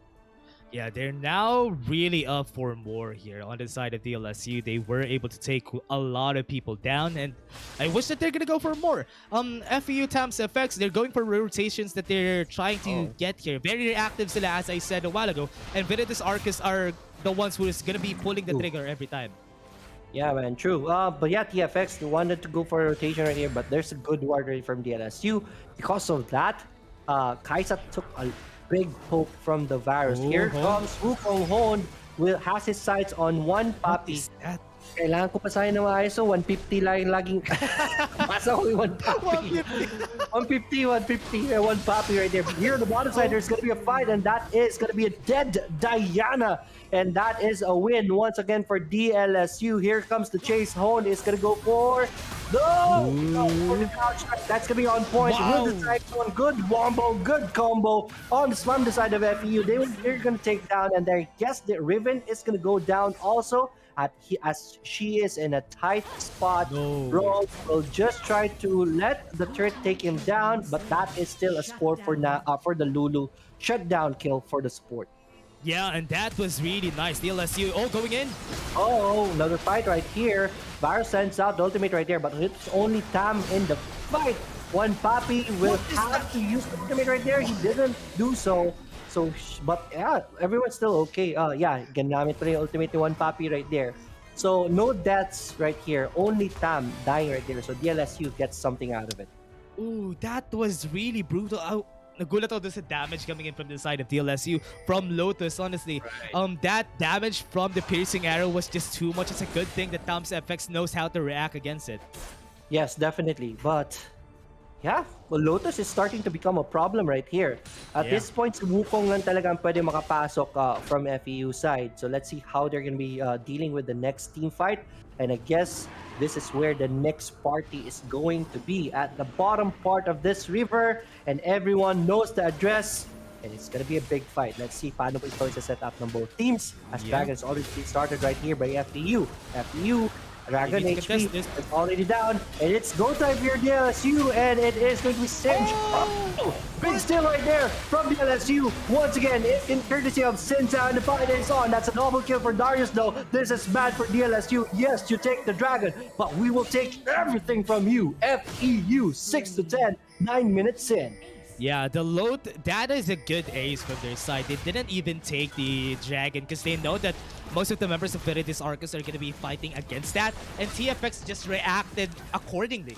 That Cyclone from Hone just deals so much damage together with Night with the Moonfall, and that was enough to decimate almost all of the members. Yun lang, yung dalawang ults lang na yun was half HP on almost all of the members of DLSU. That was a big mistake for DLSU right there. I guess they know that they are going to be going in for the fight. I would have recommended that after the steal, they have to go out because knowing that the Cyclone is available, Darius ultimates were available, everything was available from FEU side. That was a bad team fight to take. DLSU though still went for it, and because of that, they lost the Dragon, they lost 5 heads, they lost the mid-turret, they lost the Rift Herald. That was a big paycheck for FEU. Now 6-10. Look at that 4K goal lead in FEU, and FEU now has the momentum of this game. Yeah, they lost the Cloud Drake in the process, but now they have the gold advantage. I think that is a bigger win for them, especially that they have the spell. But look at this Moonfall. Moonfall hits 2 champions. Virus set out the ultimate, but one puppy. Whoa, survives with the moon or with the monsoon right there. And that is gonna be Kaisa who dies down first. That was clutch right there for one Papi. And now DLSU has the number advantage. They're gonna go in for the reload, but Wukong with a good Cyclone. Rampage already for the Monkey. That is Cinch going down, courtesy of Diana. Cincha already dead, 2 HPs, already very low for DLSU, but they're gonna be able to find an escape, and they will survive this one. Rift Herald used to make sure that this push will be on point. Mid-turn is gonna go down. I guess they're gonna go for the inhibitor this time. They have a good case for this. And one more charge, but everyone is already here. See, Wukong will try to get out, and they're gonna be okay. Oh, one more charge. That's not gonna be connecting. But FEU with a 7K gold lead, top turret gonna go down. Yeah, they lost a lot of objectives just because of that fight. I think Veritas Arcus tried to be over-aggressive after taking that first kill against the Kaisa. They didn't really need... Look at this. On the back line, you're seeing that Lotus is recalling. So that's why it's a 4v4. So TamsFX knows there's no virus. Let's try and take this fight. We're going to be winning anyway. That's why they took that fight, and they won it in the end. So Veritas Arcus needs to work on their communication, because during that time, I think the communication broke down. Yeah, man. They forgot that their viruses was in no condition to fight anymore. I guess Virus did not tell the teammate that he's gonna go back, and DLSU, their captain, most probably just called for team fight, and so Virus had no choice but to cancel the TP and get in the fight. But it was too late at that point. Their team was already obliterated from that point forward. And now look at that, a 7K gold lead in favor of FEU. Bottom turret is going to be the fight right here. Diana will be pushed away, so he won't be able to put the setup right there. But the Wukong, though, is a different case. It is going to be on point on the back lines. Look at that, Wukong just erasing everyone right there. That's Pisotrap next, going down. Only the Riven left right here to more than teammate. He's going to be joining them soon in heaven. That's an ace, godlike fourth monkey. What was that hold? Look at how he did the fight a while ago. That was just him in the back line, just cycloning everyone out of the way. Nobody can even deal with him.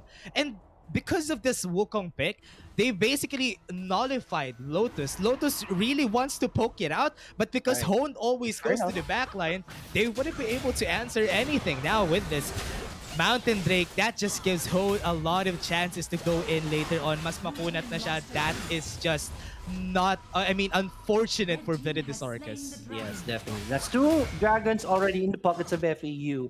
DLSU, if there is, they have to pull a rabbit out of the hat at this point. 7-18, 13 minutes in, FEU in full control of this game. Baron is something that they don't want to give up. They don't have any wards in that area, so they will have to check this out by themselves, as FEU knows that that's the next target for the game. Let's see how everyone is going to be setting up for this Baron. Yeah, I'd also like to point out that look at this. Look at the kill participation from Hone. It's basically 18 out of 18. He has all of the kills. Kill participation that he needs in the game, and that basically says a lot. He has also 12K gold, almost getting on that 4th item. He's already on the 4th, and most of the members of DLSU Veritas Arcus are just finishing their 2nd item. Right, definitely. So yeah, that tells you how ahead FEU is, and FEU knows that they can brute force and force a fight right now. They have that advantage that you mentioned here. They can Yeah. try to bait out the Baron and can get a pick off on the turn. Let's see how they're Yeah. gonna be setting this up. I'm kind of expecting that if ever TFX would find a way to answer this, it would be, Two I mean, wards. DLS Viridius Arcus is that they need to use their disengage tools. They have a lot. They have the Crescent Guard, they have the Monsoon, but so far, they haven't been using it really effectively because Despair has always been going into the backline, and that's not the way to go. You need to protect your backline because they're only the damage choice that you have here. Yeah. Well, you were mentioning that point right there, which is very good. 3 wards right here were dewarded by FEU, so the full Oh, what is control of that the map is damage? by FEU at this point. Rogue is gonna be coming in, but FEU doesn't take the bait right there. Pizza Truck doesn't have any vision at this point, so yeah, FEU will start this one. There's a ward right here to spot everyone. Oh no, Bottom damn. split push is to be on What? point, while everyone is on the Baron. Baron's already taken right there. That was fast. I wasn't expecting that. And the fight is on. Baron whips the ultimate. That's big mistake from DLSU, Wow. and FEU is in for the punish right there. Rogue again left to defend and mourn for the team. He will go down as Tam is on all over this Nexus. Well played, FEU. Tam's FX with a reverse sweep. Well played. What was that? Tom's FX just won that really fast. Look at the celebration from FEU. They know that that is a very dominating performance. I really love the celebration talaga ng players dito. So Yeah. honestly, everything broke down on the side of the LSU. I think right now the Singe pick is not that effective for the side of DLSU. So Right. far, the members of Tamas FX always had an answer to Singe. And Pizza Truck is a really good top laner, but giving him a Singe is not going to let him shine. And Yes, during the first game, kasi Pizza Truck True. shown with the Jax, and right now he didn't really shine as much. And that's the reason why FEU Tams FX, look at this. Every one of them, the Cyclone from Honed, the Moonfall coming in from Night also is always very big, and DLSU just crumbled down to the pressure. Yeah, man. This was a very good entry right here by the Wukong just to set up everyone on the team. And this was an ace right here. It was unstoppable at this point. This one, this is to the overcommit from DLSU, where Varus was already very low, had to cancel his TP, and came in late for the fight. But yeah, well played by Tams FX. Once again, with the reverse sweep, man. DLSU Ooh. is going to go down to the lower bracket, but this is a team that we want to see still. Hopefully, these two are going to be matching up again in the future fights. Yeah, again, Tams FX really performed well, and that was so much to deal with for the side of Viridis Arcus. And again, Tams FX, really congratulations to you guys. That was good, and the celebration also made it at least a bit spicier for the side right here. Tams FX, really good composition. Again, they went in for a 1-0, diba? And also the pressure from a best of 3 is that it's really easy to come back from a best of 3. Because Right, at true. least, even if you lose in the first game, you only need to at least win the next 2. And again, everyone, thank you very much for watching that against Tams FX versus Viridis Arcus. We again have another game waiting for us, TUPT and also URS. Again, we have been your shoutcasters for today. I'm Dash and I was here with Leorix. See you guys in just a bit. Pati menu, nadagdagan. Nax, may squid balls na! Mahal kasi ang lapis. May kikyaw pa dyan. Bilib na bilib ako kay Manong Fishball. Akalain mong yung maliit niyang kariton, napalaki niya ng ganun?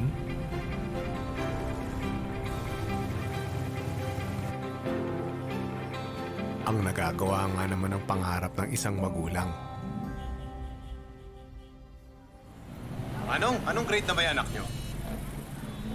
Tagal nang tapos sa mga bata. Ako naman ngayon. Manong Fishball ang tawag sa kanya. Pero sa mga araw na yun, many years ago, higit pa sa fishballs ang binigay niya sa akin. He taught me na walang di natutupad na pangarap sa taong handang magsumikap. Dami niya na. Panghapunan! Pantoga.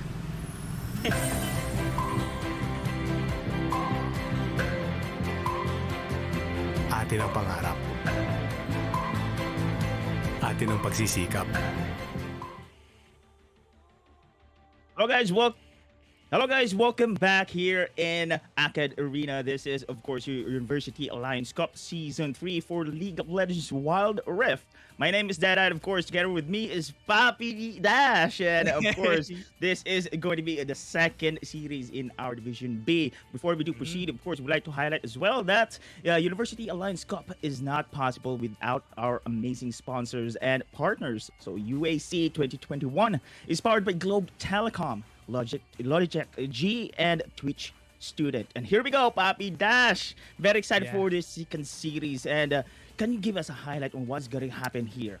Ooh, URS and TUPT. So I really have a bit of a background between these teams, TUPT and Greyhawks, and also URS. URS has been performing really solid during the last games that they had. I think both of their games have been streamed. I have a bit of a background about these teams because they're a really aggressive team. Dive composition by dive composition, and TOPT is a very well-respected, or Greyhawks also is a very solid team, especially with their lineup. So far, I think I'm not really sure on who has the bigger advantage here, but looking at the bans right now, AcadArena getting banned right here, Deadeye. Yeah, and you have mentioned, of course, the very aggressive team. This both squads you have highlighted earlier, no? So gonna expect, of course, heavy action in this best of 3 series. And I have information regarding with URS team, Digital Giants Luminaries, that they are one of the best teams so far in the Division B. So I'm looking forward for this one. And look at the priority pick coming in from this team. It's gonna be a Nunu, and I believe this is gonna be a jungler role. Yeah, they banned the Nunu. I mean, they picked the Nunu because they know that the Olaf isn't going to come out anyway. So at least let's pick the Nunu. So later on, they're going to be thinking on what we're going to be picking for this. Also, Lulu is a very solid pick right now. A very solid support. But Irelia, this is basically flexing muscles from the side of TUPT that they picked Irelia. It's very difficult champion to use Dash, to be honest, Irelia. But once you are master in this mechanical skill-wise, I think Irelia is better paid off in the later stage of the game. And the pick of plays, as you have mentioned, these two teams will surely be one of their victory conditions is to roam around the map, especially during the early stage of the game. You have Irelia here in the side, of course, Greyhawks, Nunu here on the side of Digital Giants. But look at this one. Varus and Nami pick. What can you say about this one? Yeah, this has been a favorite of URS since their games so far. This Varus Nami, if ever that's open, they're going to be picking that for sure. During the last 3 consecutive games that URS fought, Varus Nami yung bot lane nila. And this Varus Nami is going to be pressuring your bot lane for sure. And again, with this pick, Cigaleo being in the mid lane. Kasi hindi na siya magiging support for sure kasi Lulu has been picked already, right, Deadeye? So they are really just respecting the top laner picks because on the side of URS, I think most of the time, the top laner always picks a lot of aggressive top lane para at least early in the game, they're going to be snowballing against that. URS has always been a snowbally team. Early game is the way to win for them. And TUPT, they're a very late game composition. They funnel a lot of resources in their top laner Shin with a 1 for an eye. And also, this might be the win. This might be the chance. So, early game versus late game. What do you think about this, Deadeye? All right. So far, you have mentioned, of course, this Varus and Nami combo in the Dragon lane is one of the best comfort picks coming inside, of course, of Digital Giants. And I think alam naman dito, of course, ng Greyhawks having this mid Galio as well because they can't respond easily with this heroic entrance. However, of course, with this Nunu, I think they must decide of Digital Giants go in very aggressive with this. I think this is a great synergy for Nunu and the Graves here, but too greedy lineup though for the side of Digital Giants. And this is going to be a Kennen Baron. What do you think? Ooh, this is interesting. Having the Kennen, yes, you have a lot of melee champions on the side right now of the UPT Greyhawk. So very smart from URS to be picking this Kennen.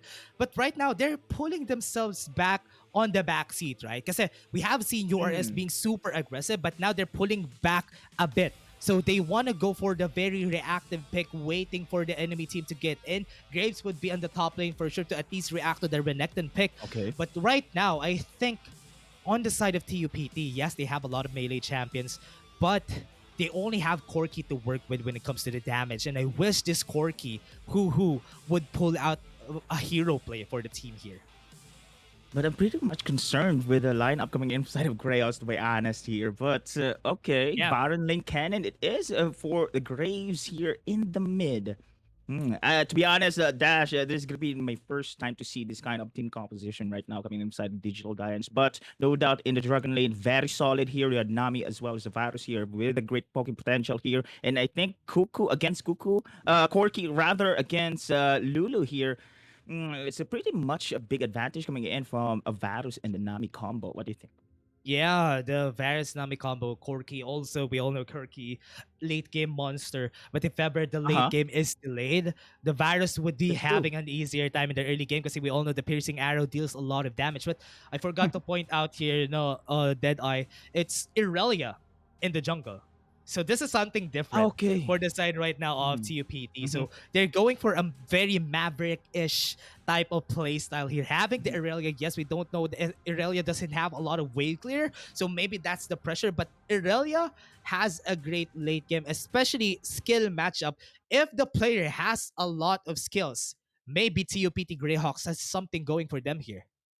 Yeah, I think this is going to be actually there somehow. They rely so much in this Irelia jungler role, to be honest, inside here of TUPT Greyhawks.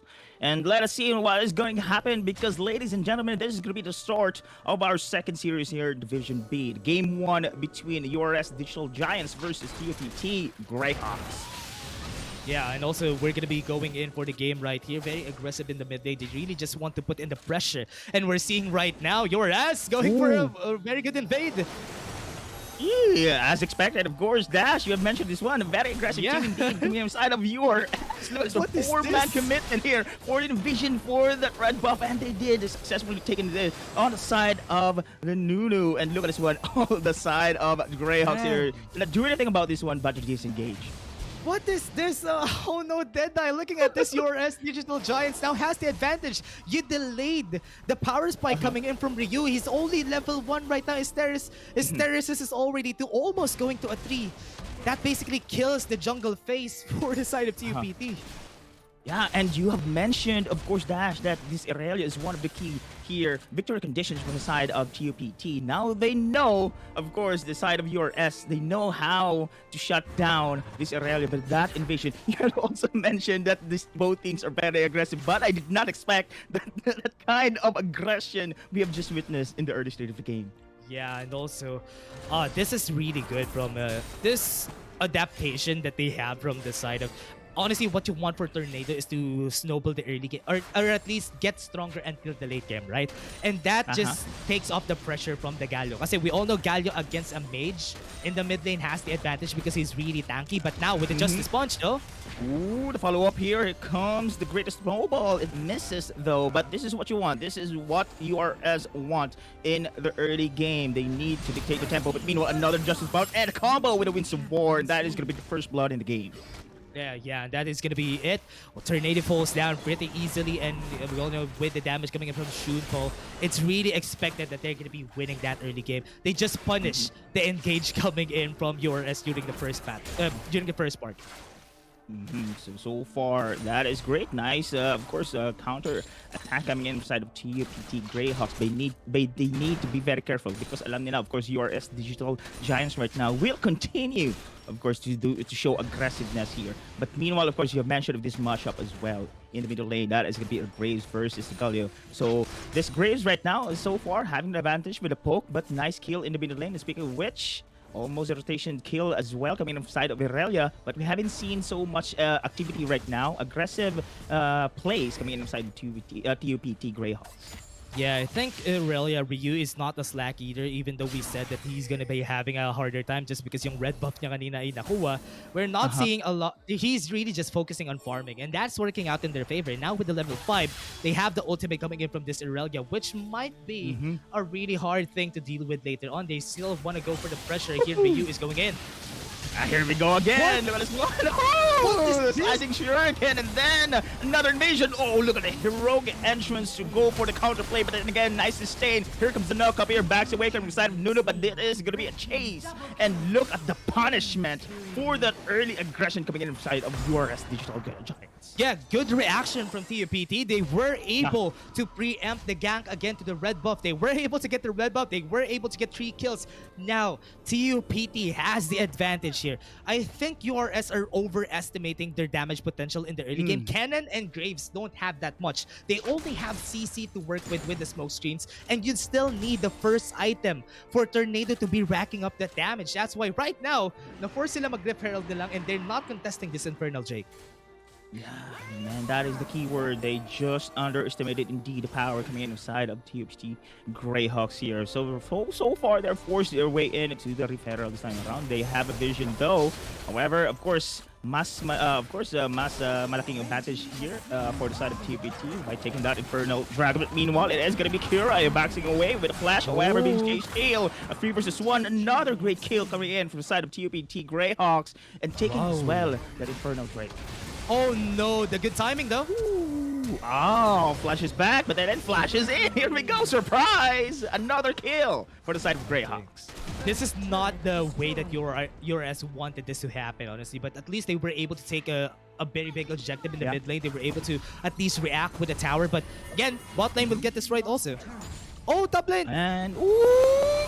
Snigger snowball, that is gonna be a juke, but then again is outnumbered in that position. Nice aggressive play. Pero, oh, what just happened there? He did not escape under the time, but meanwhile there is gonna be a reinforcement coming in from the side of Greyhawks. A taunt has been connected against the side there of the cannon and trying to go back away. One more hit, and that is gonna be a kill. Unstoppable here already for the Cigaleo. Yeah, that was really good coming in from TUPT. They're just very proactive. I mean, URS is trying to be proactive, but the reaction from TUPT Greyhawks is always on point. URS can't even find a way to get in. They're having a hard time because they don't have enough damage to deal with. Right now, very big threat na si Corky. He has the Essence River, the first item that the Corky needs so much, and now they can't even put the pressure in because they don't have enough items. They lost a lot of kills. This is a 3K gold lead. TUPT is just holding on to it. Man, a good start for the side of URS, but better recovery coming in from the side of Greyhawks right now. And you have mentioned this one during the drafts. When it comes to late stage of the game, you have to be very careful here for the Corky, for the Irelia, and great response coming in from the side of Greyhawks when it comes to early invasion coming in from the side of Digital Giants. Meanwhile, on top lane, this is going to be a 1v1. Another Shield of Duran connection here. Here comes the Noon on the back lines. Try to go for a reinforcement. But meanwhile, all the ultimate is there. The Tidal Wave did not connect though. But it is going to be, of course, Digital Giants having that kill against that Irelia. Okay, that's not what you want to do, TUPT. If ever you want to hold on to this advantage, TUPT needs to just be reactive. Kasi if ever magpo-pull off ng aggressive... Oh no, Kira. Oh, they're going to force this team fight though. Look at Corky! On the forward there, that's going to be a big kill. Now, this is going to be another kill. No! Other side trying to juke. Oh, the Rocket Barrage almost hitting him. Yeah, if that Rocket Barrage hit, that could have been it. But again, as I said a while ago, they need to at least be just reactive against, especially pag nakikita nila si Summit and also si Steresis, they have an absolute zero. They have a slicing maelstrom. So if you go in against them, you're basically playing on the fields that they want to fight against you. And you don't need to do that. You have the advantage now. Just use Huhu right now for your advantage and let URS go and pull the trigger. Kasi if they pull the trigger, they just can react every time. Yeah, man. This time around, of course, Digital Giants, we are now somehow feeling the safe place coming in from this team right now. You can feel Greyhawks increasing their momentum here. You have Huhu scaling like monster on his Corky. And you mentioned this, Dash, a great point indeed that merong team fight capabilities here. The epic combo wombo of that absolute zero for his terraces, as well as a slicing maelstrom for Summit as well. If they can pull this one off once again with a proper follow-up on the backlines for coming in from the side of the Digital Giants, I think this is going to be a better game for the side of URS. Yeah, if ever URS would just be very kailangan nila maging reactive vote. Whoever pulls the trigger first is gonna lose on that team fight. So if ever merong maging impatient sa kanila, that could be it. So right now Hysteris is looking at Ryu. Trying to back away. Snowball barrage. And now they are going to transition here in the Mountain Dragon. No contest though. However, Wow, look at on the okay. top lane. It is going to be somehow Tornado, diversion coming in from Tornado Justice Punch. Juke. Look at this guy. And now here comes the cavalry. He is left alone Wait, trying to dash what? away. Oh, the package is there. Huli ka ngayon. And that is going to be a kill. But then again, look at this one. It is now the reinforcement coming in from the side of URS. Oh, they even with the Real's ultimate on. Great team fight coming in from the side of TUPT. However, the sustain is there for Digital Giants. Trying to go for a 5v5 as well. And free kills, free skills sa likod. And that is going to be a triple as well. Yeah, as I said, they just need to use Hoo-Hoo. If ever URS becomes impatient, TUPT would be winning those fights. Looking at this last fight that happened, they already lost one member. They don't have any potential DPS that could come out. Yes, there's the Slicing Maelstrom, but after the Slicing Maelstrom, what are you gonna do? You don't have anything anymore, and that's why they lost that fight. They need Tornado during these fights. That's why they've been losing it, because they don't have Tornado. And Dash, the damage already output coming in from Greyhawks, you can really feel it at this moment in time. Even though we have seen, of course, the epic combo wombo for the side of Digital Giants, it's just without the proper follow-up here. I think Kira is somehow the pressure is in his side here. He needs to scale here. He needs to have a proper follow-up in those combos coming in from this team composition for Digital Giants. Without him, without his damage, I think it's no avail. Yeah, another solar.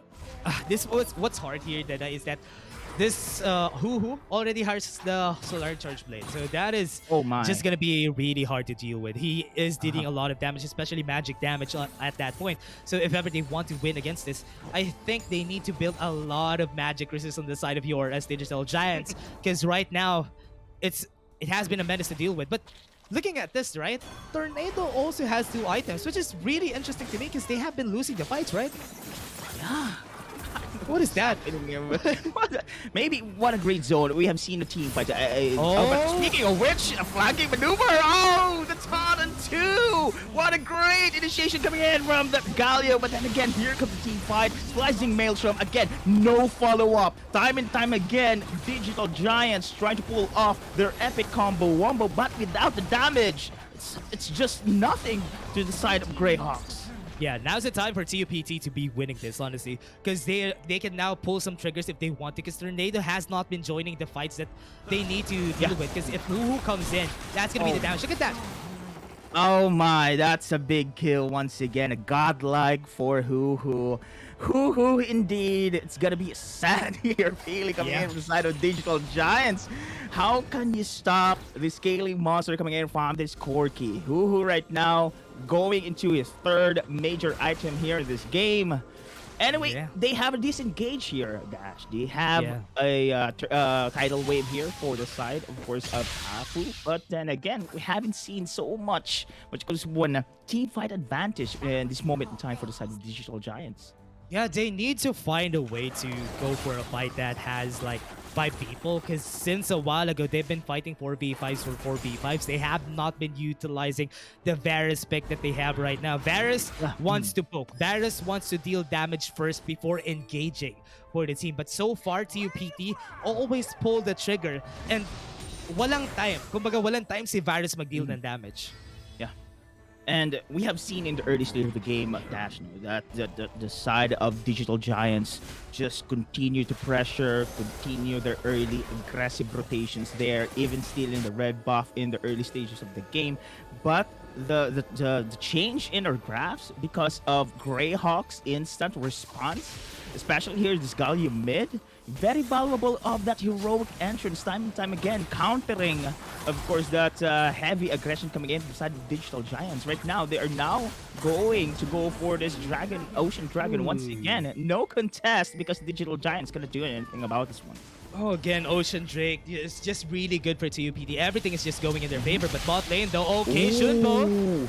Yeah, there's going to be a 3 versus 1 situation right now. Nice stun. However, flash is being used, but then again, cutting off his escape. That is going to be a kill coming in from the side of the Varus there. This is what you want. However, rest buff play coming in from the side of Greyhawks. Trying to catch one, but then again, they are now going to safely escape with the great mobility coming in from the side of Kenneth. Okay, great thing that URS knows what to do on these kinds of situations. If you're on the losing end, just go for picks. They were able to get the pick there, and that just nullifies the advantage that Galio had in the early game. And it's because that TUPT reacted to what URS wanted to happen. They could have taken the Baron. If ever that is gonna be the play of URS, if they took the Baron, that's free because everyone is in the bot lane anyway. Oh yeah, now that you have mentioned it, Dash, and so far I've observed as well that is gonna be Tornado. So far doing the split push, and then of course the four other members here beside the digital giants trying to find opportunities for the pick off. And yes, I think at this moment in time they need those pick offs. They need those diversion coming in from Tornado because a 5v5 head-on brawl, I think it's gonna be a disaster for them. But meanwhile, look at this one again. Ooh, feeling too confident much there. aggression. Tidal wave, and look at the poke. This is what you want. Yeah. The virus now has the kill, has the damage. Momentum is now on the side of digital giants, and they are hungry for blood here. And this is gonna be just a knock up for that snowball. And then it's gonna be a barrage against the side there of Pam Pam. But meanwhile, they are going to go back away. Oh, the toss. This is going to be again a team fight, 4 versus 3 situation. Nice knock up on 2, a double hit from the Aurelia on the back line, a triple. Oh, this is gonna be insane. A quadra. Oh my goodness. What a play for Ryu.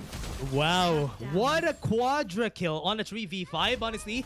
Ryu played that so well. He waited for all the skills from URS to be used before he went in for the fight. Once he used his ultimate, that was enough. The stun also came in. That just gave him a lot of resets, and that just paved way to him getting all those kills in the end. And again, very good play coming in from the side of TUPT.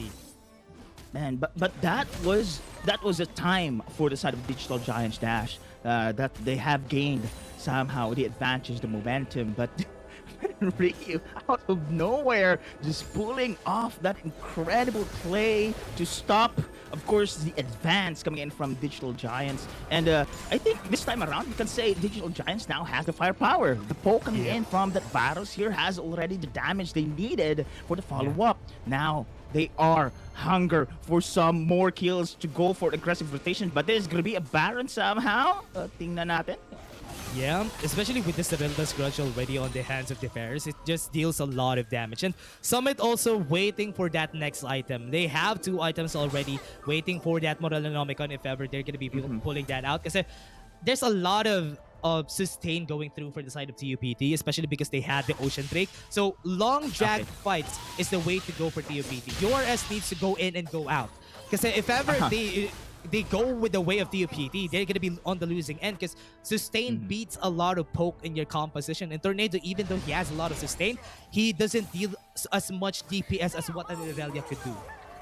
Yeah, great point, Dash. And so far, I think, man, again, Flash!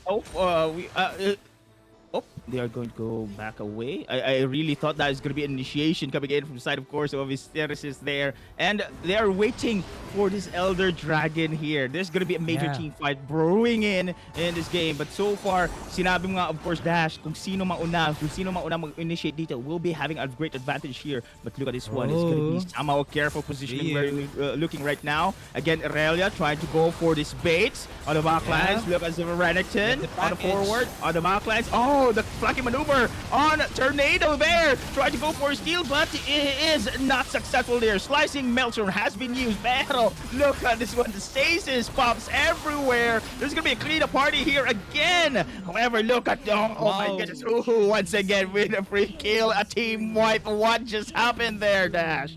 Yeah, that was TUPT, honestly. When they started that fight, they went in for the distraction. Good play coming in from Shin and also Shunpo. They used the Hero's Entrance to pull everyone back out of the way during the fight. I think URS needed to go in there. Honestly, if they went in there, that could have been it. Even though that they have the Valkyrie with the package, they could have had a chance if they tried to pull the trigger against the enemies right there. Good celebration from the side of Greyhawks. And they're really happy about that win. Again, communication is key on winning, and being at one place, that's easy for TUPT. Man, bootcamp diff. Yeah, What right. something we're seeing right now coming inside of Greyhawks here. Feeling great, feeling good, and that was indeed an insane last game. Team wipe once again. What incredible play coming inside of Greyhawks, man. That last skirmish dash you have mentioned, it could have been, of course, somehow a different result, no, if they are just Yep. committed in that Yeah. engagement.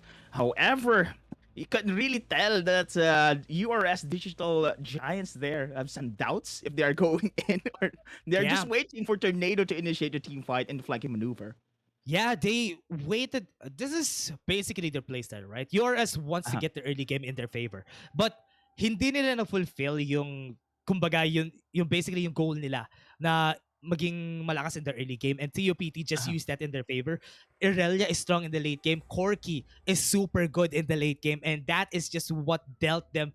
The cards that were dealt on the side of TUPT was really just Mm. in their favor during that time. URS wasn't even able to answer. Yes, they had the aggression in Mm. the early game, pero it wasn't enough. Nakulangan sila, and everything crumbled down when they failed the second Second, yeah. rotation coming in. Di ba kasi nagkaroon sila ng first invade? The second Mhm. invade is what failed them through. That is what helped the Mm. UPT gain the advantage. That's through Dash. We have seen that one. A great response in the mid Galio there with a heroic entrance, just cleaning, of course, the heavy aggression we have seen so far. From that moment on, the side, of course, of URS Digital Giants just begin to play it safe. And we have seen the last skirmish there that they have the doubts in initiating team fights or what. But then again, when it comes to the late stages of the game, of course, you have mentioned as well that Corky is just a monster. And great play so far coming in from the Irelia, man. That quadra kill was just insane. And that was also the moment when the side of Digital Rivals has the advantage there in the game. Yeah, and again, that was too good for the side of TUPT Greyhawks when they went in for the fight. This is basically it. This is the fight that they lost. This is where it Yeah. all boiled down in favor of the side of TUPT, because Yeah. Yes. pin-re-empt ng support ng side ng TUPT yung fight doon. Pan was there. That's why it was a 4v3 during that one. If that was a 3v3, URS had the chance there to win that fight. But in the end, because of that, TUPT just went in, snowballed the game. They got all the objectives that they need. And after that, that was basically a done deal for the side of URS. And we have seen also the victory conditions that being executed here with the side of Digital Giants. And they want Tornado to go for the split push. Just be patient, wait for the proper optimization to come into the virus as well. And we have seen already that the virus has enough optimization. The poke damage is there. The core key can be reached on the back lines. But again, here the team fight in Baron. This is just an insane team fight once again. Very chaotic here on the back lines. But so far, this is the first series we are seeing here right now. This is the first series. This is not enough. But Yeah. anyway, this is going to They- be, of course, the second game, Dash. Yeah, they still have the potential. I really Yeah. like that TOPT Greyhawks pulled out an Irelia on the jungle right there. So Yeah. what you want to deal with on a Nunu, if ever you want to deal with a Nunu, you want to at least have something that is really scaling for the side of TOPT. So that is what they Mhm. look for on the first pick from URS Digital Giants. And right now, TOPT is on the advantage. Backs against the wall for URS. They're going to be pushed down if ever TUPT again wins this. First pick on the side of TUPT, they banned the Camille. They don't want to deal with the pesky Camille, and URS getting that Gragas. And we have mentioned, of course, in the beginning of the series that URS is somehow very dominating here in Division B. But look at how, of course, the side of TOPT is showing what they've got. And this is also a best of 3 series now. There's going to be a chance here for the side of URS to come back into the series, but they need 2 straight wins. The pressure is up against them right now. They don't want the Ziggs as well for that heavy damage in the middle lane. And so far, do you think this is going to be another Nunu pick, but with a follow-up champion pick on the side of URS Dash? Yeah, URS right there banning out the Jarvan. They don't really want to deal a lot of damage from the composition that, again, TUPT has been pulling out. Like, I forgot to point out that Gragas has always been a pick of Shunpo in the mid lane, kaya binaban talaga ng side ng URS. So they did their research. But on the other side naman, TUP, they've been banning this Camille, this Ziggs. That hasn't been really picked. They just really don't want to deal with these champions, honestly. Kaya nila binaban. Even the Olaf is getting banned here kasi URS pulled that out once. Good research from the side of TUPT. All right, so they don't want those heavy aggression champions right now. Of course, there you go. Oh, this time around, It is going to be, of Oh, course, Greyhawks securing the Nunu. And I think this is also a flex pick that they can do a better Nunu play here. But meanwhile, on the other side, Digital Giants here going to go for the core key and the listen. And yeah, sinabi mo nga, of course, Dash. These two are just a very aggressive team. And look at these first three picks nila. And indeed, aggressive champions there picking you it. go. There you go. The Ooh. Lucian Nami has been picked by the side of TPT. We all know the early game advantage that this champions deal with. And if ever you have a Lucian Nami, most likely this Corki would have a disadvantage. But I think URS is going for a play na kanina ginamit nila to, so let's try to use it. Maybe we could get a win. And this picks that they have on both sides that doesn't really give a lot of information. Most of the time, it boils down to the mid and top laner. Oh, so they're gonna be the ones who will be dictating what the composition is all out for. Yes, the Lee Sin may disengage. Yes, meron tayong Nuno from Shen who also wants to pull out a disengage or at least pressure if ever an engaged composition comes out. All right. And so far, no mid-here champions right now being picked as well from both squads. So the Galio is out. I think the Galio ban here is a better ban coming inside of URS. They don't want, of course, once they dictate the early start of the game, Galio can still respond with their heroic entrance. We have seen that on the game one dash, and they don't want that going to happen once again. So it is going to be a Fizz next ban here. So far, mid champions, they're prio bans right now. Yeah, mid champions kasi wala na rin naman silang choice on the top side. That's why they've been banning. Oh, again, Riven. I forgot to point that out. There's a Riven still, so if ever they ban these lesser choices for the side of URS, but right now TUPT has the upper hand here when it comes to the draft. The Lucian Nami talaga is really a menace to deal with. Kaya I think I'm favoring right now what TUPT pulled out. All right, so I think they need another follow-up coming in from the side of the Lee Sin here. We all know Lee Sin's play style should be very aggressive in the early start of the game. Try to take those opportunities to take pick of place here in the game. And that is still going to be a Varus pick here on the side of Digital Giants, trying to poke, of course, on the back lines because Lucian has an advantage here in the range, so they can go for the range poke as well. So Varus pick, I think, is very good. But meanwhile, the Greyhawks, that is going to be now mid Diana. We're Yeah. seeing here. Interestingly, they switch up to a Corki in the mid lane. That is very, very interesting because they don't want to deal with the Lucian in the early game. We all know the damage that Lucian can deal, but with the Varus, at least that helps them out. Medyo may range si Varus, meron pressure against a short-range champion like Lucian.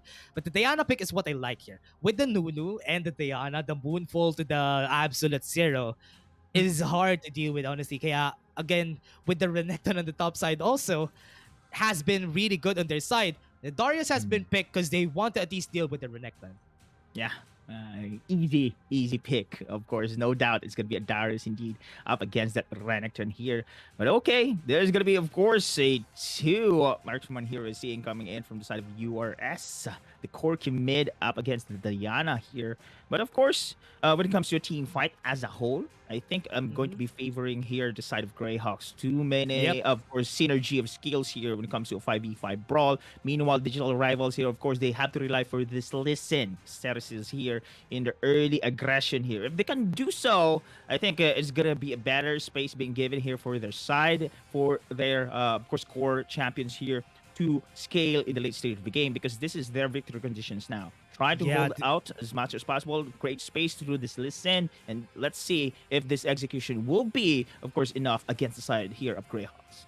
If ever this holds on to the late game, they have a lot of damage to deal with on the side of URS because they have the core key. The Varus doesn't deal a lot, but the core key right now is the best way to deal DPS. And also on the other side, in the late game, Illusion lang din yung may damage. So basically, what they want to do here on both sides is make sure na secure yung late game ng both of our win conditions. And the other side is mid, on the other side is in the bot lane. So if ever, the jungle should put, or rather invest resources on these lanes because if ever they get the advantage, that could be a linchpin that they can use na on the late game, meron silang security, meron silang investment that they can withdraw later on.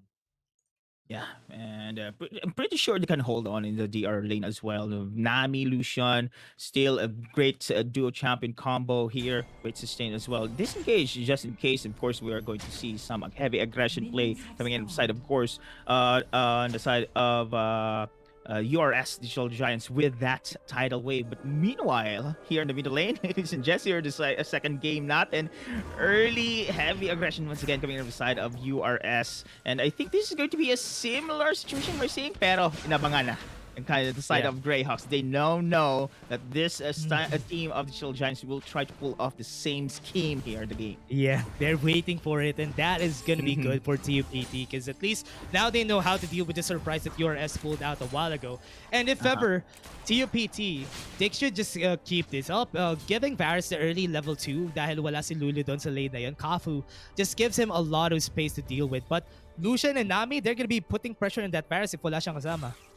And that's true. So priority, of course, rotation once again coming inside of Kafu here. He won't leave, of course, the side there of here on the bots, because we all know once, of course, the Aqua Prison hits, automatic, it's gonna be, of course, a free kill here of the side of the Lucian Huhu. So meanwhile, of course, in the mid, this is very interesting and dash for me. It's going to be a Diana up against the Corki here. We all know, of course, Corki has a better, better poking potential here against Diana. But some cheeky plays were going here in the side, of course, of Digital Giants, trying to invade the blue buff instead.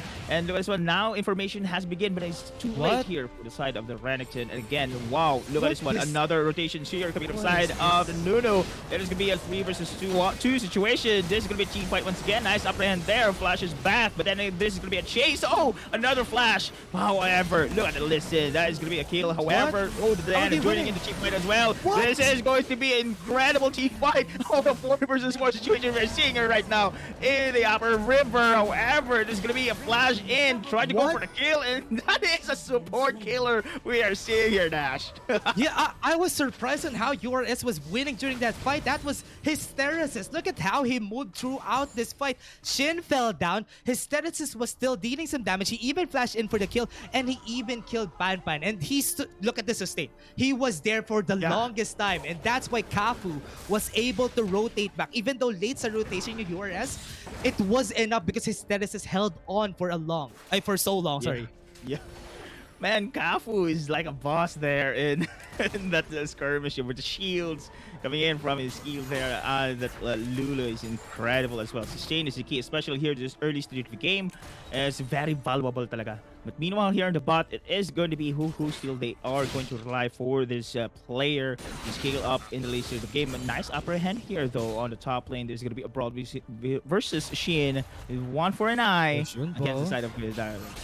Yeah, Shunpo again in the bot lane trying to get a gank here. If ever he gets a cheeky moonfall, but remember, may flash pa tayo on Kira. Oops, backs away. They have noticed this one. What's great about, of course, this Nami? Nami has, of course, a disengagement. Meanwhile, Snowball once again trying to initiate the fight. Meanwhile, Aqua Prison hits, and the combo, the knock-up on 2. Look at the follow-up in the tidal wave as well. Look at the supports from both squads. We have seen Kafu with a great play, but this time around, Pan Pan saying hello. Yeah, Pan Pan able to take that Aqua Prison in. It was enough to at least sustain the fight. That could have been an end to the fight dahil they weren't able to get engaged there. Kafu, the kill to Kafu was enough, but because Hysteresis also went in, that Aqua Prison was perfectly timed to the snowball, and that was it for URS. TUPT doesn't have, TUPT just went in there. Let's go. Let's take them out. Even if we get, one gets taken down, at least we're able to take 2. Grabe naman yung mga supports dito sa AcadArena. Dash, man, no, Yes. This is just an insane play we've seen so far. Oh my goodness. Here comes, of course, somehow Huhu and Pan Pan in the mid, trying to somehow gauge which objective right now will be prioritized here. But so far, it is going to be Greyhawks on the Root Herald right now. Information being given here by Huhu as well for Digital Giants. Do you think this is going to be a contest we're seeing here right now? Yeah, most likely they're gonna go for a fight here. They have the snowball, they have the absolute zero. Oh, there's going to be a knock-up now. Disengage. Resets, of course, on the Drake. But then again, they are going to commit once again on the side of Digital Giants. However, of course, on the middle lane, there's going to be a pressure building up on the side of Greyhawks. No activity yet here. The Drake trying to set up proper positioning here. This is going to be, of course, Diana right now has the crescent, of course, strike there. A knock-up on Snowball. However, Barrage has been used. Oh, the wood wall! On 4 That was incredible play. And this is going to be a cleanup. Follow up here on the side of the Greyhawks. Oh my goodness. That was incredible for the side of Greyhawks here. Wow, that moonfall, Wow. even though that they've been cancelled by the package, it was enough. URS wasn't even able to answer back. Yes, Shunpo fell down, but also another one fell down in favor of the side of CUPT. Look at that replay right here. His Theresis just fell down because the snowball was there, and the moonfall onto the backline just made it easier. The tidal wave to the Aqua Prison is just sold to the wound of URS. That is a 2-for-1. Big advantages kasi they also got the Cloud Drake in the end there. Man. Alam mo, Bash, kung anong tawag dun, Dash? Yeah. Beautiful wild drip. Ang gandang, ang gandang of course skirmish play na yon coming in the side of Greyhawks. Man, oh man, if they are going to pull that one off once again, it's gonna be somehow a dagger in the side of Digital Giants, and we have seen the capability. Sa drafts pa lang, we have of course expected that this is going to be a strong advantage for the side of Greyhawks when it comes to a 5v5, and it was very beautiful, Dash. Yeah, remember TOPT has a bit of a deadline here. They need to use that tornado. Oh, another Aqua Prison. Man, oh man, Hanban! What are you? What a great initiation once again. Pero on the bots, I think there's going to be a pressure coming in. Of course, coming in from Summit here. Seanpo has the information. Crescent Strike trying to go for a 1v1. Decimate is up, backs away. However, cutting off the escape. Oh, there's going to be, of course, a chase. Greatest snowball ever. Moonfall. Again, a knock up. The combo of Aqua Prison. Chain CCs is just insane. Yeah, honestly, this is the reason why I really don't favor a lot of Darius pickups, because most of the time Darius doesn't really do much. Because honestly, if he loses in the lane, he doesn't really do much. Basically, it's a 4v5 in favor of the other team, and right now it's showing that Darius doesn't put enough pressure to the enemy team. Man, they picked the Darius just to, of course, counter for that Renekton. But when it comes to a macro game here, that's just somehow is not a big factor for now. Yeah. And Greyhawks here is just now scaling like a monster again. We have seen, we have predicted, of course, with this Corki, with this Varus pick on the side of Digital Giants, is gonna be very hard to counter in the late stage of the game. And Greyhawks, they know this one. They know what to do here. They're just shutting down the side of Digital Giants through their heavy aggressive pick of plays and those change CCs, man. The crowd controls is just insane. It cannot move. Yeah, they need to be careful, especially on Shunpo. Shunpo always gets the hit on the Moonfall. URS needs to be aware of what to do every time that Shunpo is up. They have flashes to work with, so they need to use that every time that they have the time to do it. Because right now, slowly, to top side. Oh, that's gonna be a rage kick. Meanwhile, Shunpo flashes out. Easy as that. Now there's gonna be a counter attack once again. Tidal wave, snowball again. Another JGCs. Easy erase in the wild rift. Greyhawks, another pickup play. Wow, the combo from TUPT is just good to see. The tidal wave, even to the Aqua Prison, they committed just to kill the jungler. Now without the jungler, no pressure is gonna get put. Kira almost getting taken down. The siege continues here on the side of Greyhawks. This is just insane. And now on the backline. Oh, what is that? Crescent Strike. And now the calling has been used. Flashes has been burned. They cannot do anything about this one. And this is going to be a Rift Herald as well, being spawned in the middle lane. Now they're going to defend here. That is going to be Hysteresis here, trying to go for that burn on the Rift Herald, and he will. And speaking of Hysteresis Dash, I haven't felt his presence right now in this moment in time.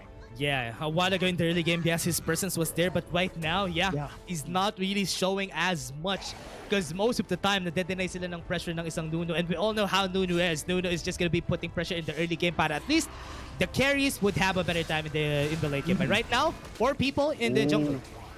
I'm very confident here on the side of Greyhawks. They want to go for the contest and get another stun there and follow over the block lines. Oh my goodness, the package that be used. Moonfall on the back lines, flanking maneuver coming in for the side of Shunpo. However, he is out of position there. Of course, the man, oh man, he needs to be very careful here. However, great contest coming in from the side of Greyhawks, trying to force the team fight once again. Another Noxian Gullet hits, but then again, that is going to be still a win for Greyhawks, taking down 4 players plus the Dragon buff in their hands.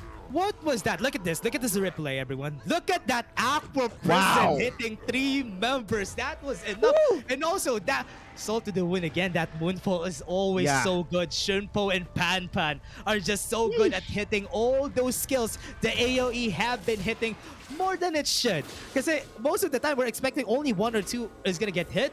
But they take 3 members now with their Aqua Prison, with their Moonfall. And what is that? Look at this mid lane.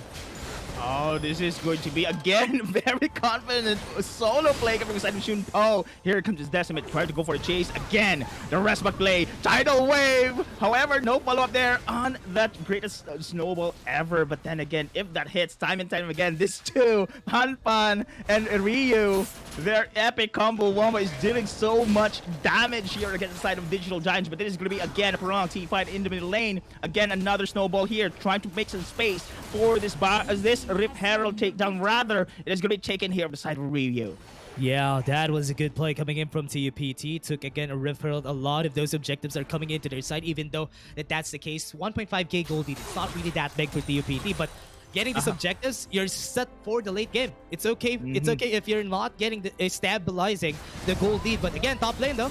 Ooh, backing away with a Valkyrie here, but there's gonna be a 2 versus 1 situation. Easy pick off once again. Oh my! Of all the players here, Tornado is a favorite target there. But meanwhile, in the middle lane, it is gonna be Hysteresis here, trying to make some plays. A chase coming inside Ryu, backing away. And this is going to be, again, another team fight. Flash has been burned. However, this is going to be a chase. This is how confident right now Greyhawks is. And they are just invading the jungle area here, the side of Digital Giants. Outer Taurus here is burned. Oh, nice flanking maneuver. Nice upper end of 2. This is going to be a tank. However, Tidal Wave has been used. Aqua Prison and Clash free hit here for the Lucian. And now Flash backing away, trying to retreat. But then again, there's going to be a chase. Look at the damage here for the Lucian. And the Snowball Barrage. Crescent Strike, here comes the chase, a triple, and make it a quadra once again. Oh my goodness, this is just insane game coming in from the side of Greyhawk. Oh, there you go. There's the celebration coming in from TUPT. They just got all the wins right there. During that fight, they didn't even need to flinch. URS wasn't able to answer back. TUPT is just on top of their game right now. It's just that TUPT really good when it comes to the engage. The fights are always going in their favor. The tidal wave from Pan Pan just takes off all the aggression that's coming in from URS. Pan Pan, Dash, his Aqua Prisons, his tidal waves, the follow-up coming in from side of Ryu, Snowball as well. Oh, beautiful wild drip yung sinabi natin kanina, and they're just showing us here the side of Greyhawks and what can they show us, of course, in their performance here. And this is URS, ladies and gents. Digital Giants is one of the dominating teams here in the Division B, and Greyhawks right now showing us here that they are also be a dominating team as well. Incredible team fights, perfect gameplay coming in from the side of their supports, Pan Pan. And I think this victory conditions right now in the early stage of the game provide space for this Lucian or Huhu is now very much in their favor. However, this is going to be somehow a forced contest coming in from the side of Digital Giants because they want this one. This is Baron. It is going to be a Valkyrie package that's been used. Knock up free. Oh, his services with a steal. Oh, the guard buff. And now they're going to back away. Protobelt in. There's going to be a chase of Moonfall. Caught, of course, the Darius. But then again, so cheeky play for Hysteresis there. Yeah. Good, the Baron steal. That buys themselves some time. So if ever they couldn't end this yet from the side of TUPT, yes, they're going to be taking the Infernal Drake, but this is basically what URS wanted. They want the Corgi to scale up. That package was really big during that time, and now they bought themselves some time. At least this might be a 2 to 3 minutes that they can at least farm up, get some third item, so that later on the next fight, CUPT might be able to answer. I mean, URS would be able to answer back. Yeah, correct, Dash. This is actually a great opportunity for them. And look at here, the side of Summit here, trying to go for pressure in the Ryu. side lane. But then again, the chase, Oh, he Ryu flashed there. in. Notice this. Why no? He's angry for the kill. However, I like how Summit, of course, instantly, of course, going to go for the side lane pressure because this is what you want. They now have, of course, that Baron buff. I think this is going to be opportunity for them to go for the push, side lane pushes here. They want to to maximize rather this advantage right now, and Yeah. this is going to be a forced team fight here in the middle lane. Yeah, they just are putting pressure because they have the Baron buff anyway. So if ever they put the right pressure in the right places, they might be able to take them some turrets with them, and that is basically what they want. But look at this, Shunpo.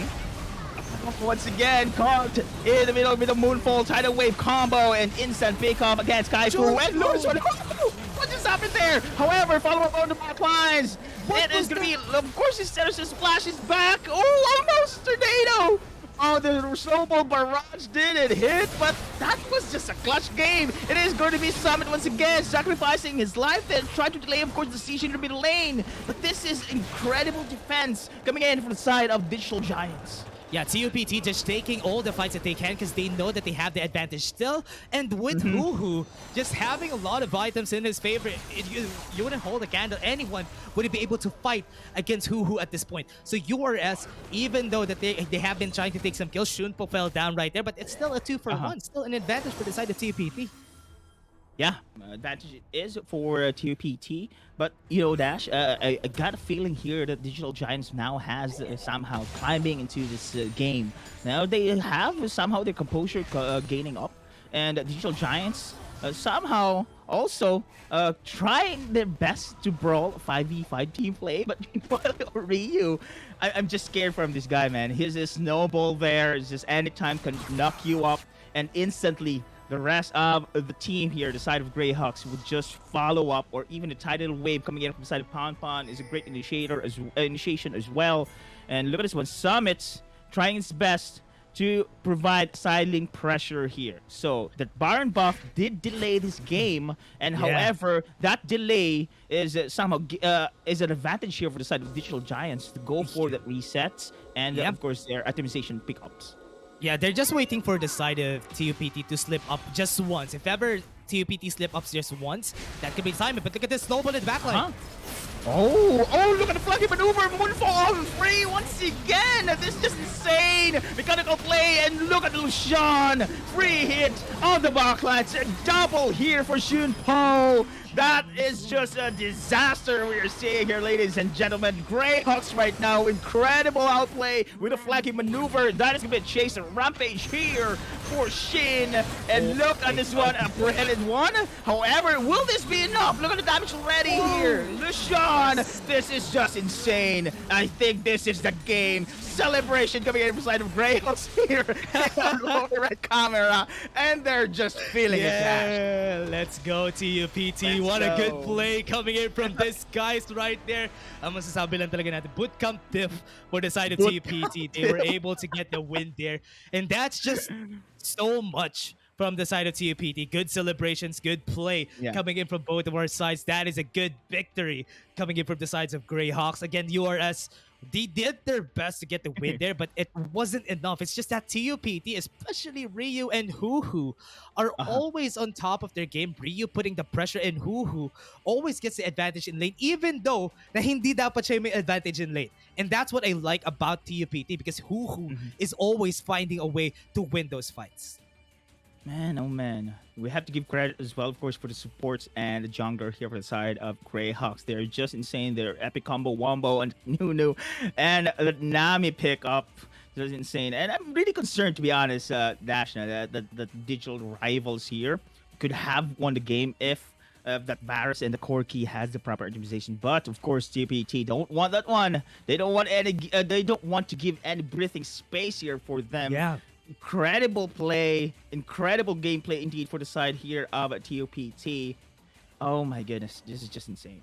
Yeah, that was just good for their side. And again, that was just the Division B of our games. Say, again, a while ago, we have seen TUPT and also Tfx winning the games a while ago. And again, this was just us. We're just going to be going for a break before we go to the Division A, everybody. We have been your casters for today. I'm Dash, and I was here with Deadeye. See you guys in just a bit for more Wild Rift action.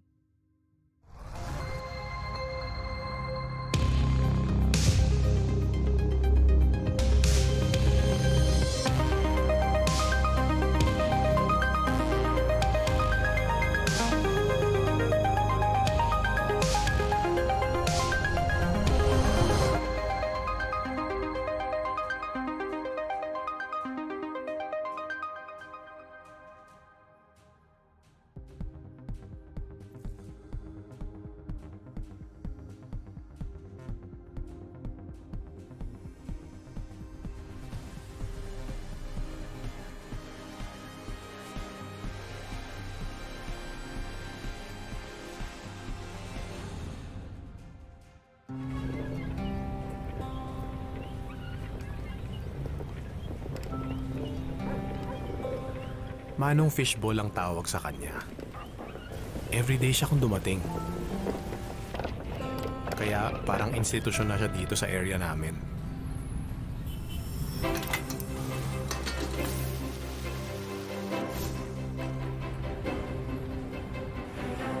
Minsan, sobrang late na. Andun pa rin si Manong Fishball.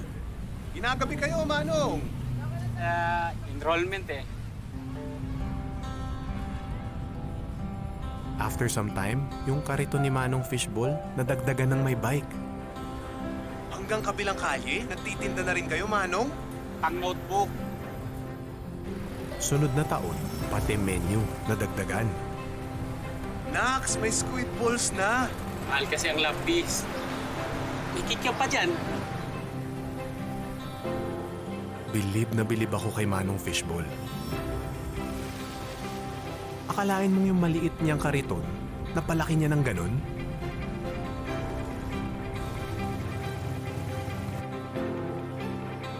Ang nagagawa nga naman ng pangarap ng isang magulang. Manong, anong grade na ba yung anak nyo?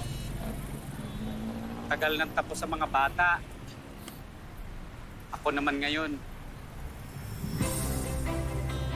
Manong Fishball ang tawag sa kanya.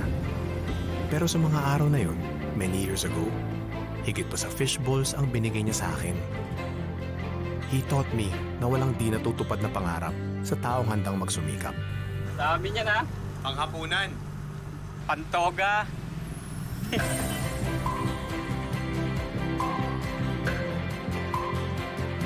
Atin ang pangarap. Atin ang pagsisikap. Atin ang mundo. Globe.